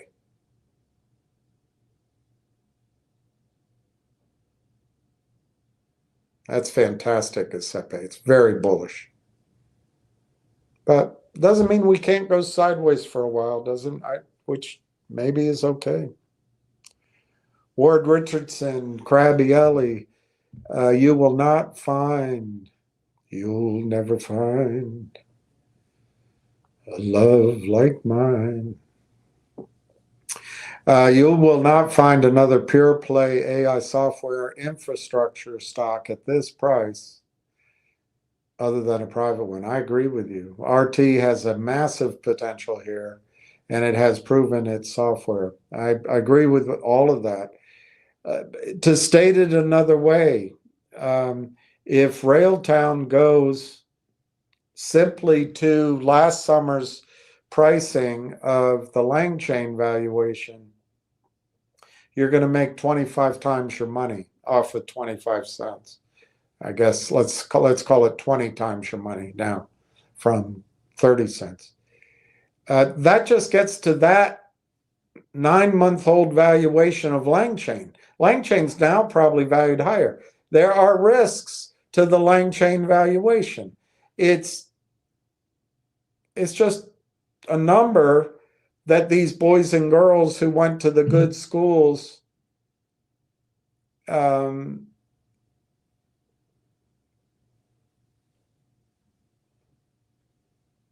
make up at dinner amongst themselves. But there's no question they're going to walk, using that word, the value up. They're going to try to sell Langchain for 10 or 20 billion in a private transaction so they can make all their fees. And they bank it along the way. So I think that first move, let's call it 20x, 25x, that's just a catch-up move. That's just the starting point. And then, as I've shown you, I think it can go 10x from there. So, I don't know, what's 25x and then 10x? It's 250x. It's a big opportunity. Now, the higher the number and the sooner, that's all speculative and it's less likely. But, more will be revealed as we go along. I happen to agree with Ward that the potential is massive here, but just catching up is massive. And I don't want people being hyped out of it at that point. But we'll see. I mean, I'm not saying that we're just going to blindly ride it out. Like, we learned a lot of lessons over the last 3 years, 4 years. Why don't we use some of those lessons too?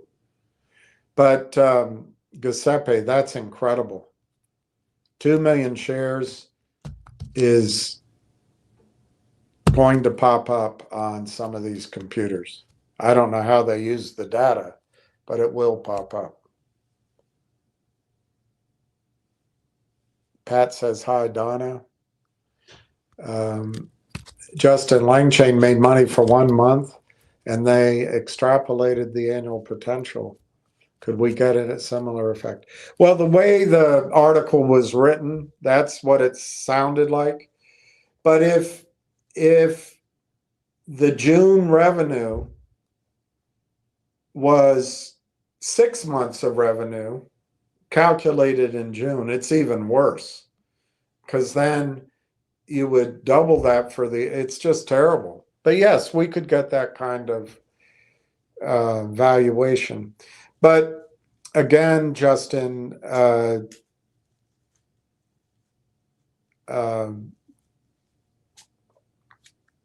well, I mean, let's just look at that. What if we did have,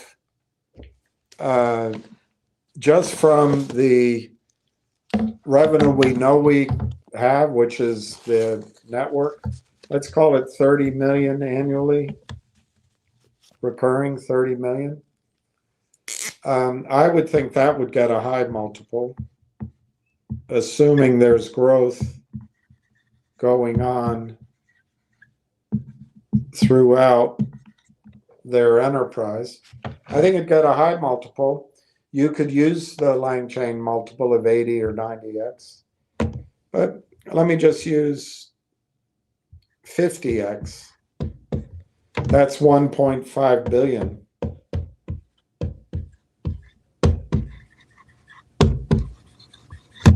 in value, it's about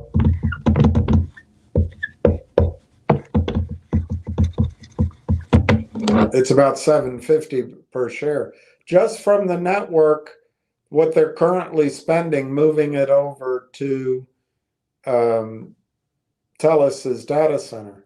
Using a 50 multiple, you might argue that's high, but I'd say that's going to be growing and they'll have other revenue. So it's 1.5 divided by 200 roughly million shares is 7.5 roughly a share just from that revenue. And yes, they could start pitch books and bankers could start telling each other that number. But then if you use, $1 billion projectable as shared revenue over the next 2 years, growing to that, if you use 200 million, just from that, I don't know, in ARR,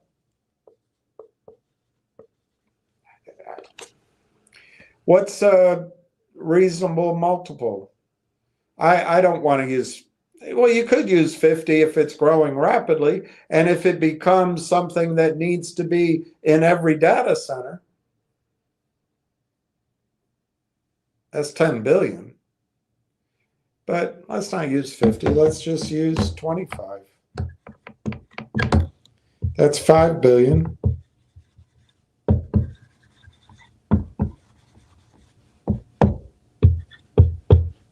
In enterprise value.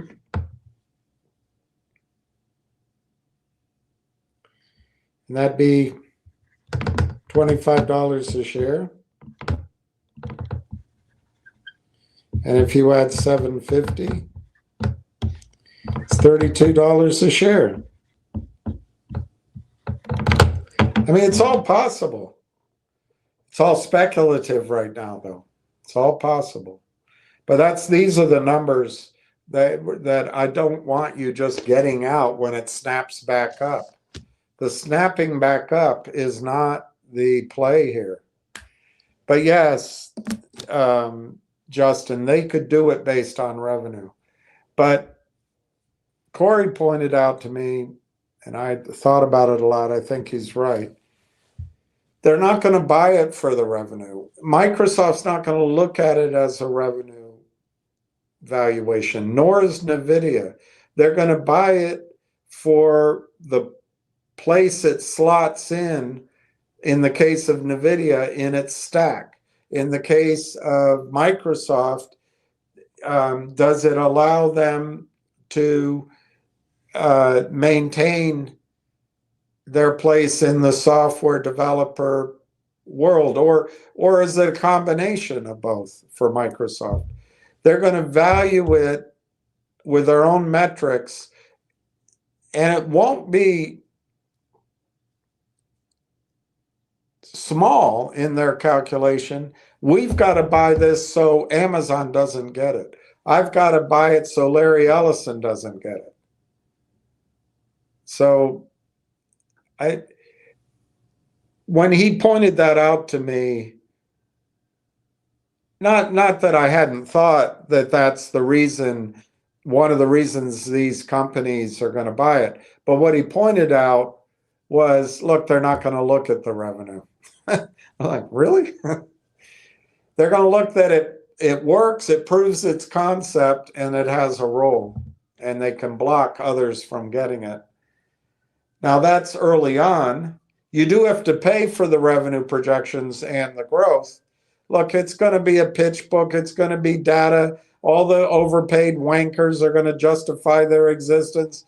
You're going to have conference tables worth of attorneys proving how smart they are, but you're going to be the smart one because you bought it. Neil, Railtown AI is leaving the station. Those who have patience will be rewarded. Railtown AI is an investment. Exactly. It's an investment. It's an investment. And yeah, you're exactly right.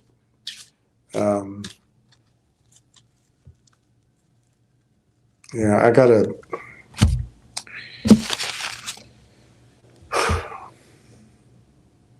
Wow.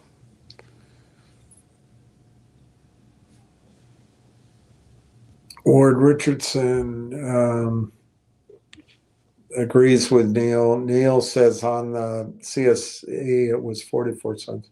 Yeah, I looked at the chart on the CSE, which maybe I'm looking at right now. Let me see.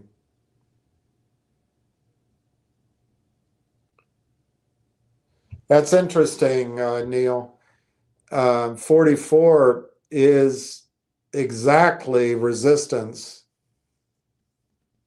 in a simple way, but I think it's going to go to 60 cents, 55, 60 cents. And it might pause, but I would guess, Neil, that all the weak hands in Canada and in the United States are gone, gone, gone.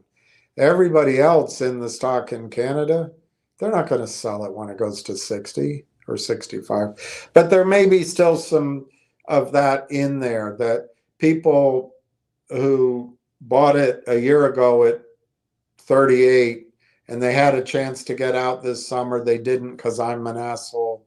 And and they wanted to get out maybe at 45 in the United States, and if it gets back there, maybe they will get out. I'm tired of it. I mean, that's human, very human. But hopefully, the weekends, and I'm not trying to disparage that. It's just sometimes people get sick of something. It's normal, but hopefully, what's left now is strong hands, and I would say this volume here is churning through any weak hands. My point being, those areas of resistance, I don't think they're going to pose much resistance at all. But we'll find out. We'll find out. Pimp. Who's a pimp? What did I say? What did I say? I can't remember, Steve. Neil Grondick, 2.1. I know, isn't that something? Amazing.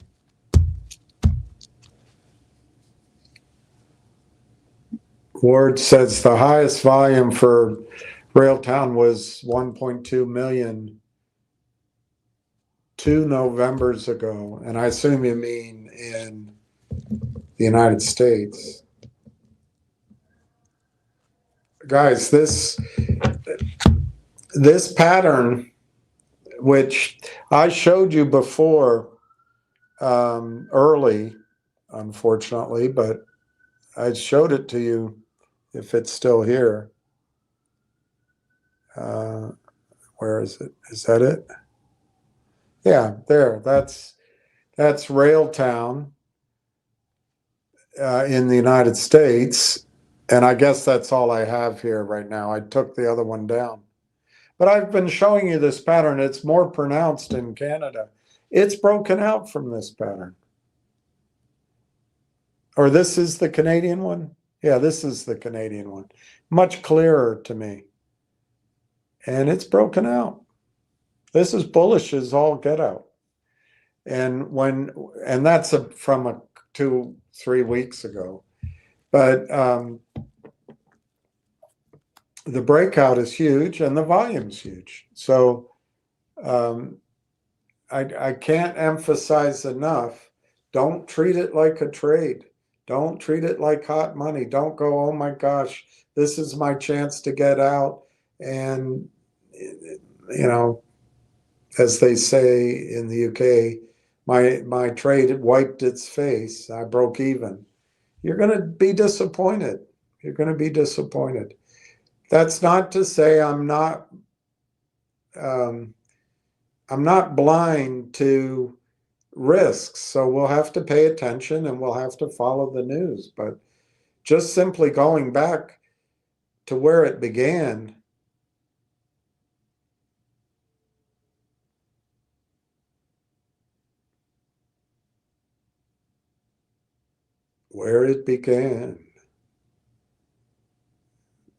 there's no way of knowing, but we fill it up with only two. Warm, touching warm, hands touching hands. Bring it out. Only you. Oh, it's Sweet Caroline. That used to be a good song until baseball ruined it. Yeah, it's exciting, Ward and Neil and Eric and Ward, everybody. It's exciting.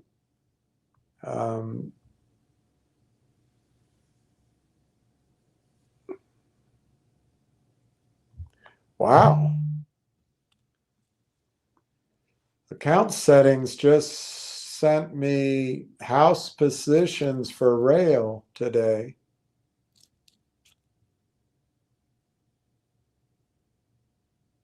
RBC bought 554,000.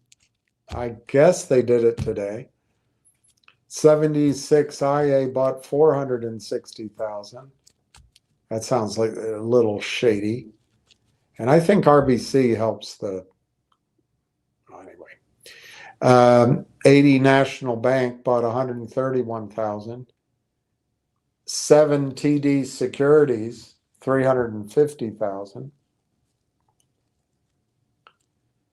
Lead, Venlam, Latimer, Interactive, Merrill, Scotia, BMO Nesbitt, Raymond James, Questrade, Virtue bought 638 shares. But that other list I gave, they probably did a total of 150,000, 200,000 collectively. CIBC did 80,000. Canaccord, 51,000. Desjardins did 55,000. Instanet, 38,000. And our big friend Anonymous, 1.2 million. So the total today, I'm going to have to find out what house positions means. But the total today bought was 3.1 million shares. Sold was 3.1 million shares. See, that's how they do it.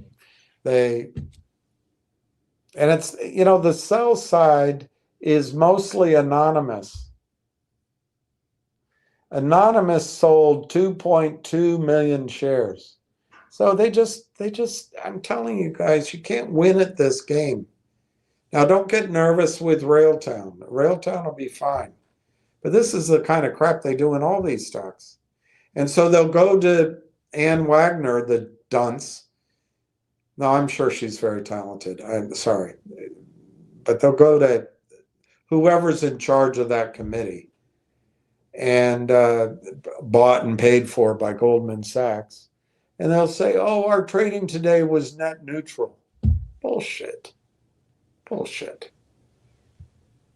Bullshit.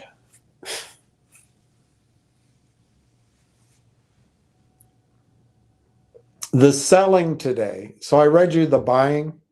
RBC bought 554,000. They sold 68,000. 76 IA bought 460,000. They sold a zero today. 80 National Bank bought 131,000. They sold 28,000. TD Securities, that's more evened up. They bought 350,000. They sold 265,000. But Lead and Valium each bought 50,000. They didn't sell anything. Latimer bought 42,000. They sold 4,000. Interactive and Merrill Lynch each bought 15,000. They didn't sell anything. Scotia bought 12,500. They didn't sell anything. BMO Nesbitt bought 23 and a half. They sold 11. So that Raymond James bought 14, sold 3. Questrade bought 3,200, sold 3,000. So that's a little. But then you get to Virtue. They bought 638, but they sold 2,011. CIBC bought 80,000, but they sold 134. Hayward didn't buy any, but they sold 55,000. Canaccord bought 51,000, but they sold 108. Desjardins bought 55,000, they sold 130,000. Instinet bought 38, they sold 139,000. But Anonymous, your friends, they bought 1.2 million. That's that date. It's that back and forth, back and forth, back and forth. Mining. They're just mining for money. But they sold 2.2 million. They sold 1 million more than they bought. But this picture will be given to the oversight committee. We're net neutral. We're not shorting. Guys, they've got to shine a light on it. It's got to be a policy change. They've got to take this high frequency trading away from over the counter.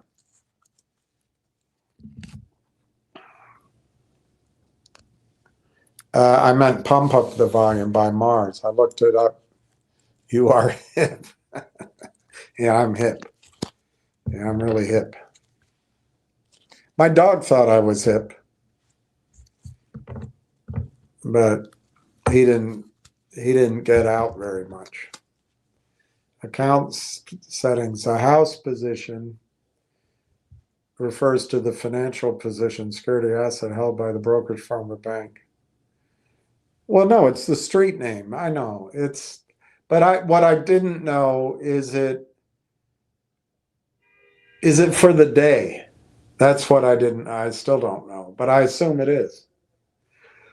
It's the trading today, which they do for their own account. Yeah. Or that's at least what they say.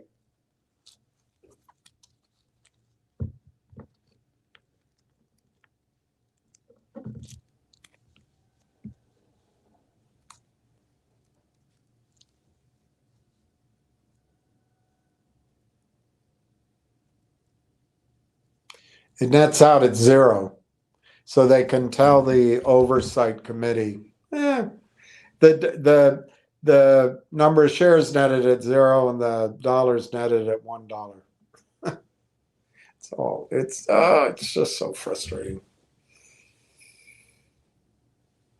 Yes, it's from today. Read at the top of the chart. Positions, house positions for Canada, I guess, rail from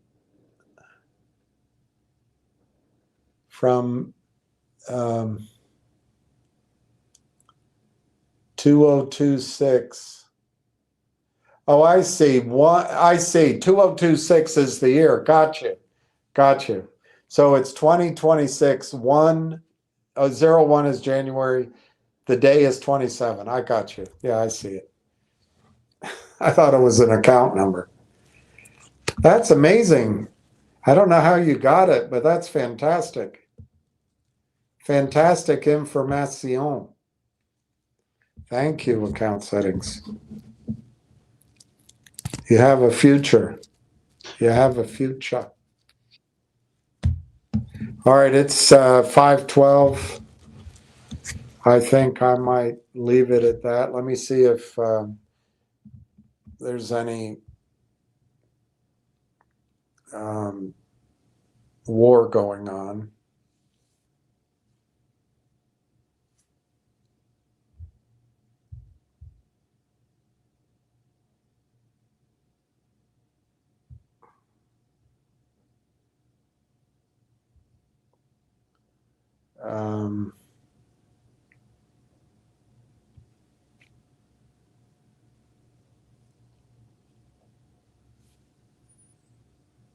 And let's see if there's any bisbol. Nationals outright Andre Lara. Breaking news. Breaking news. Let's see if there's anything going on with the Joker.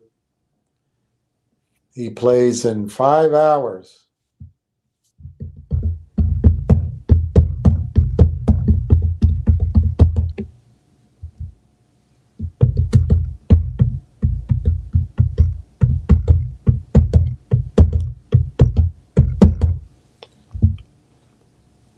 All right, here's the prediction from Sports Mole. Novak Djokovic versus Lorenzo Musetti.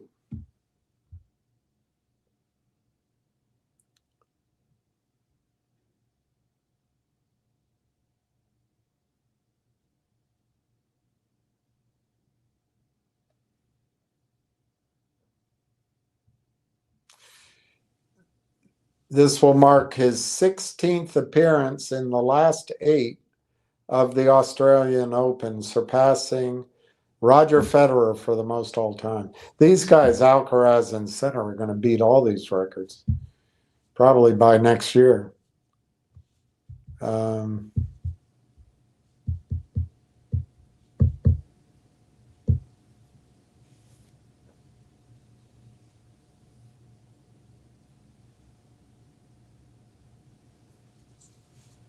Musetti is now one of only 3 men born after 2000 to reach the last 8 of every Grand Slam.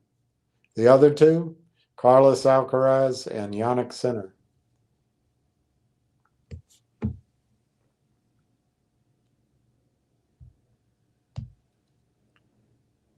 So head to head, I don't know, it doesn't summarize the head to head. So it's boring.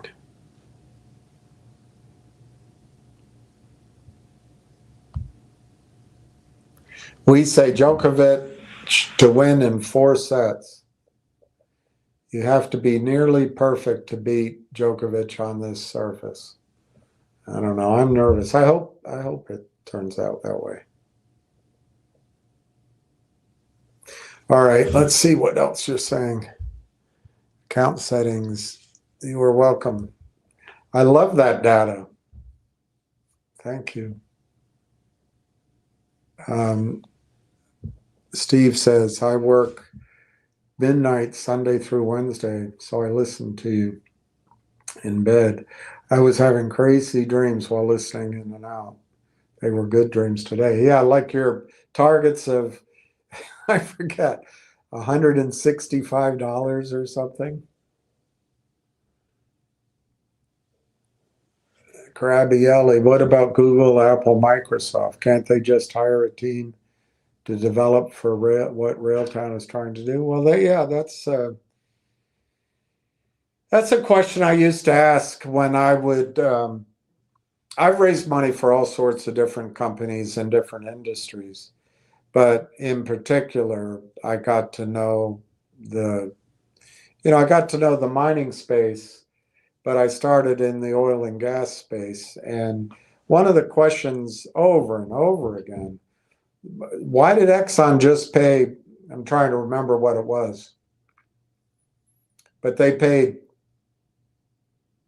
it sounds too small now, but they paid something like 10 or 15 billion for this asset in Texas. And I think the guy, the CEO, his name was Whitehead, I think. I can see his face. But I would talk to him at conferences, and he built this company up, and all of a sudden Exxon buys it, and for a huge amount of money. And I said, why didn't Exxon just do it themselves? They're so big. Why didn't they go out, lease up all the acreage, drill a few wells, put the package together? Why don't they do it? And the answer is every organization has a limited amount of resources. To you or I, Apple, Google, Microsoft seem so big, but they're competing with each other. They're not competing with you or I. They're competing or me, they're competing with NVIDIA. They're competing with each other. They're in a battle that's on another level. So they have to use their people power and their cash and their revenues in the races where it sees fit. And there's they're limited in time. And the best way it was explained to me, I did a project, raised money for an acreage play, and I think we paid so little. We were so fast. It was, I wasn't the genius. I worked with guys, but we were paying $25 an acre, $50 an acre, $10 an acre, 75, and we accumulated our position. And then, oh God, I can't remember the company now.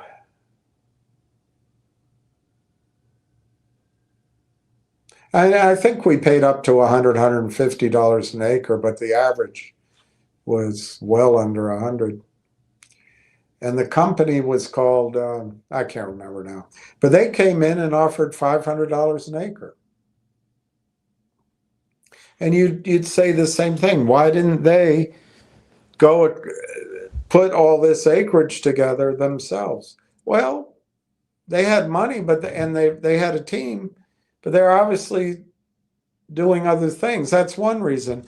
But then when you look down on it, now it didn't happen. As it turns out, the eastern side of this Nemaha Ridge was not particularly productive in the way the western side was, and there was some production, but it didn't turn out to be a bonanza. But they were paying $500 an acre.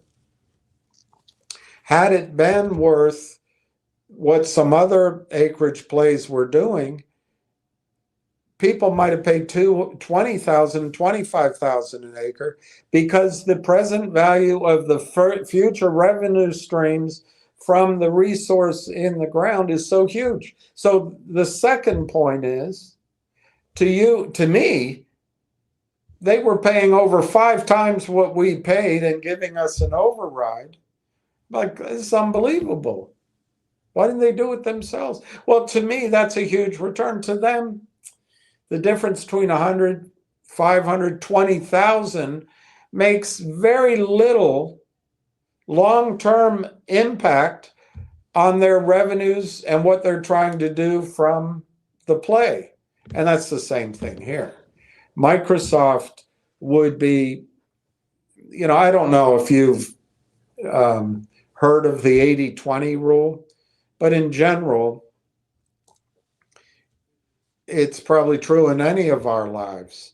If we spend 80% of our time on 20% of our tasks, I mean, I got that backwards. I don't know if that's the way it's meant to be, but we might not be productive. But 20% of your time gives you 80% of your results. 20% of your efforts gives you that.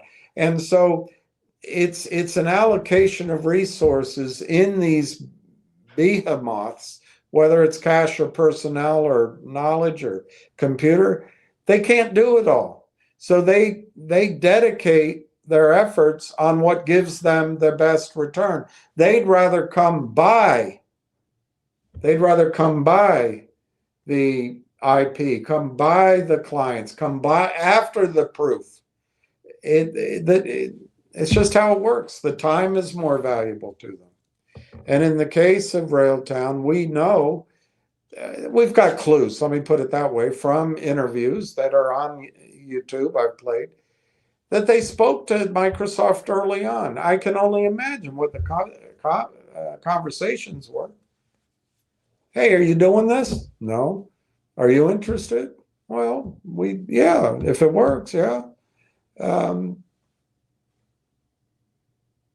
would you help us out? Sure. What do you need? And early on, Microsoft put them in 3 of their channels. So yeah, it happens all the time. I wouldn't worry about somebody creating from scratch what they have. Now, what you didn't ask is, what if Sequoia and Benchmark and IVP, who raised 135 million for LangChain, for example.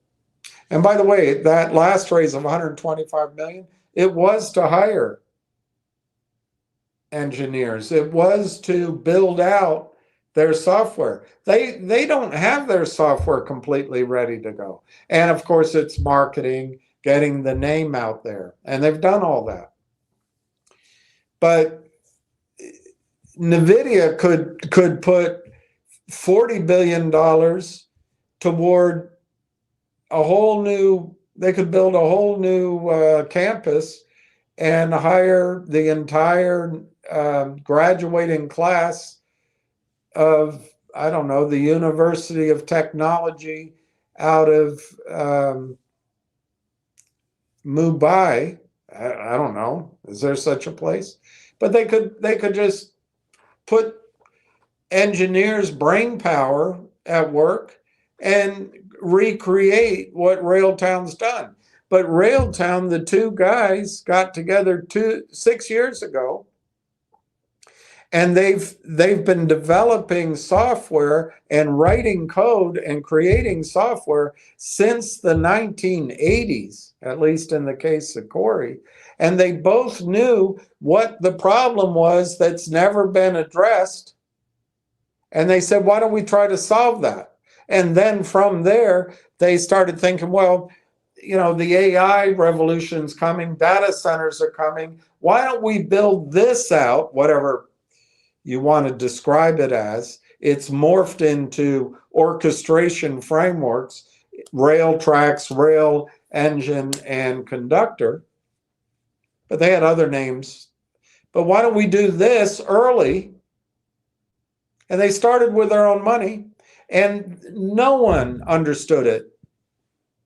Frankly, I don't understand it now. But it wasn't until ChatGPT hit the world like a thunderclap that everyone went, oh my gosh, we got to be in it. So we're lucky, I think, that Railtown did not do a financing in the United States prior to ChatGPT.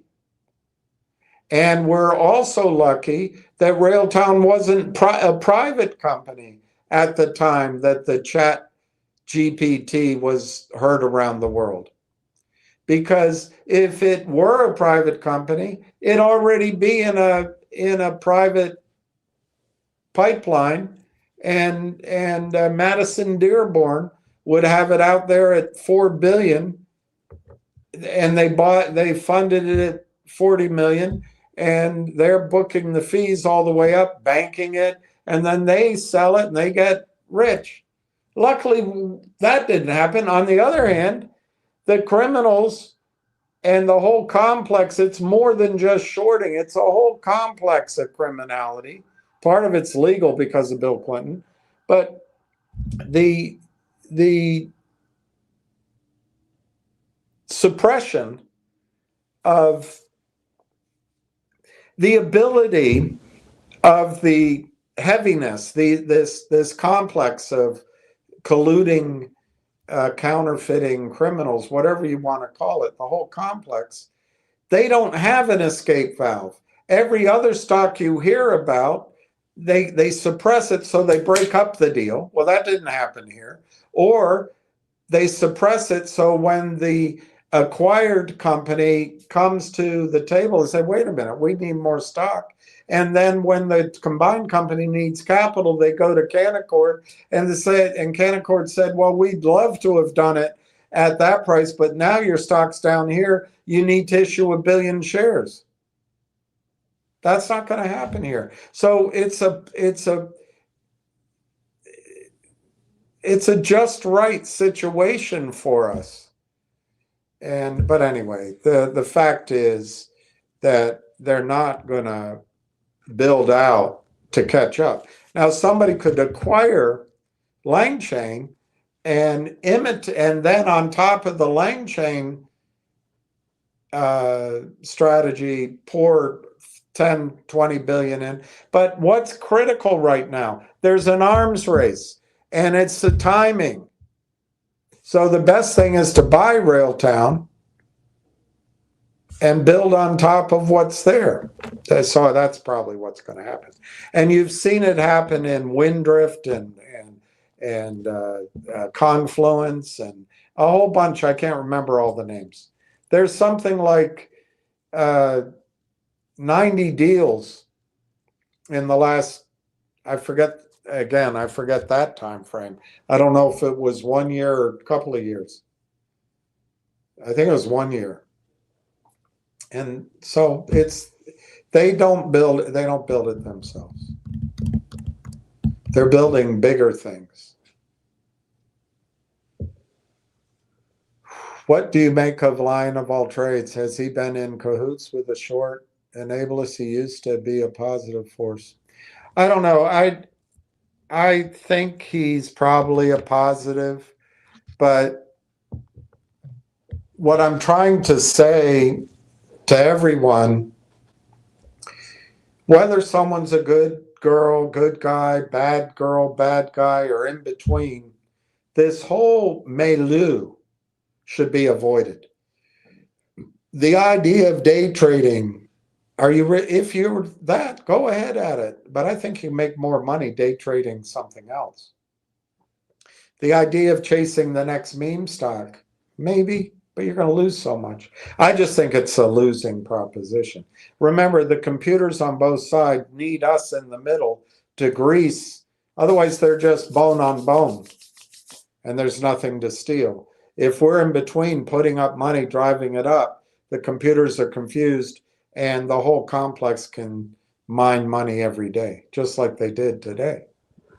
But I think they're falling behind today. They'll keep trying, and they might get. Look, frankly, even though I'm excited about Railtown today, they might get another 3 weeks, 4 weeks, because there may still be another shooter drop in terms of news that means that the buying can't really buy yet. You know, it's fun to be excited, but it's also worthwhile being a little bit sanguine about what might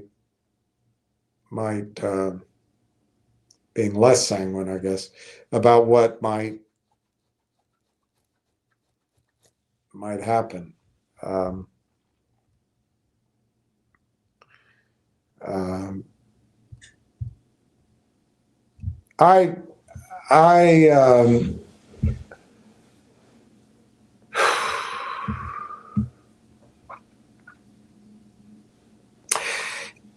I guess what I'm saying is Lion of all trades is good at what he does, and there's a place for it. And if you want to do that, it's just different. It's day trading. I think if you day trade Railtown, you're going to miss out on just what private equity usually takes out of the deal. That's what you're going to miss out on. But it's not risk-free. If you use his strategies in other stocks and you're disciplined and you can spend hours, I mean, I have a friend of mine whose son got into this. He spent, I think, 3 years training how to be a day trader. Now he's good at it, but it is dedication, and very few of us have it. You got to train your emotions. You got to see patterns, and it's a full-time job. So anyway, I don't want to say anything bad about him, but I think the whole game of day trading is where we get in trouble. And it's not to say anything bad about him at all, but I just want to Personally, anyway, I just want to get away from all of it. It's just, it's scummy. It really is. Being down in these stocks, it's just shit. Railtown's not one of them. And not all of them are one of them. But guys, the stories, the time spent learning and listening to these stories is a waste of time. It'd be much better listening to the story on the next opportunity in the mining space or the next. It's much better than that. Or Railtown. There'll be another deal, uh, perhaps after Railtown. That'll be a medical AI, and that's another place to go. But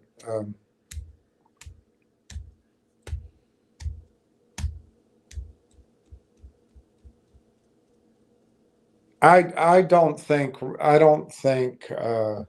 look, they come, these people that help the criminals do this, they come in all shapes and sizes, is helpful, mean, bullying, kind, neutral. They come in all shapes and sizes.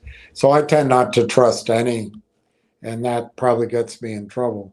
I personally think the gentleman that came out guns blazing on Railtown and against me without doing any due diligence, he's now on board.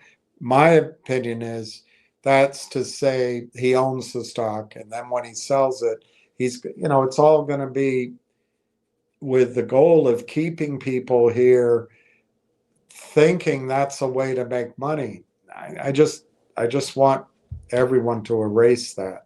The way to make money is to buy this at 25 cents, 30 cents, 40 cents, 50 cents, 70 cents, and maybe on the way up to $3 or $5 and hold it. I think that's my attitude right now. We'll pay attention as things change. Maybe he didn't see the potential in Railtown. No, but he's not. I don't think Lion of all trades is a bad guy, but he's not a fundamental guy. I'm more of a fundamental guy, but I do look at charts. I do look at them. Of course, it didn't save you any money.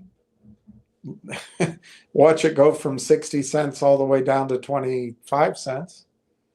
Didn't save anything because I don't think that Railtown ever was a day trade. On the other hand, the kind of scuttlebutt I was getting, there was an urgency. If I had known, and in retrospect, it's easy to see, but if I had known that next week or 3 weeks or a month didn't mean anything, I might have been able to get people to trade out of it. But I really think trading out to save 10 cents or 20 cents, number one, you might never get back in. And I'm sure, I think it was just Brandon's friend. Brandon's friend sold 50,000 shares at 25 cents. I bet he didn't get back in.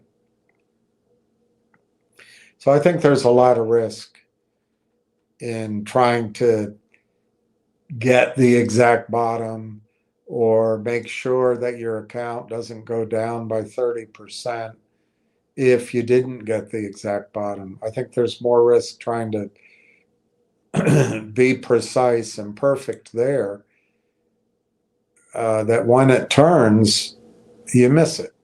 And of course, you haven't seen that happen yet. So I'm just full of crap until if and when that does happen. But I think it will. All right, 538.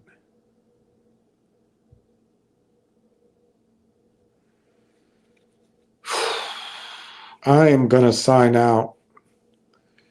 and try to get some work done tonight. Try to watch The Joker. But I think I will sign out if you don't mind.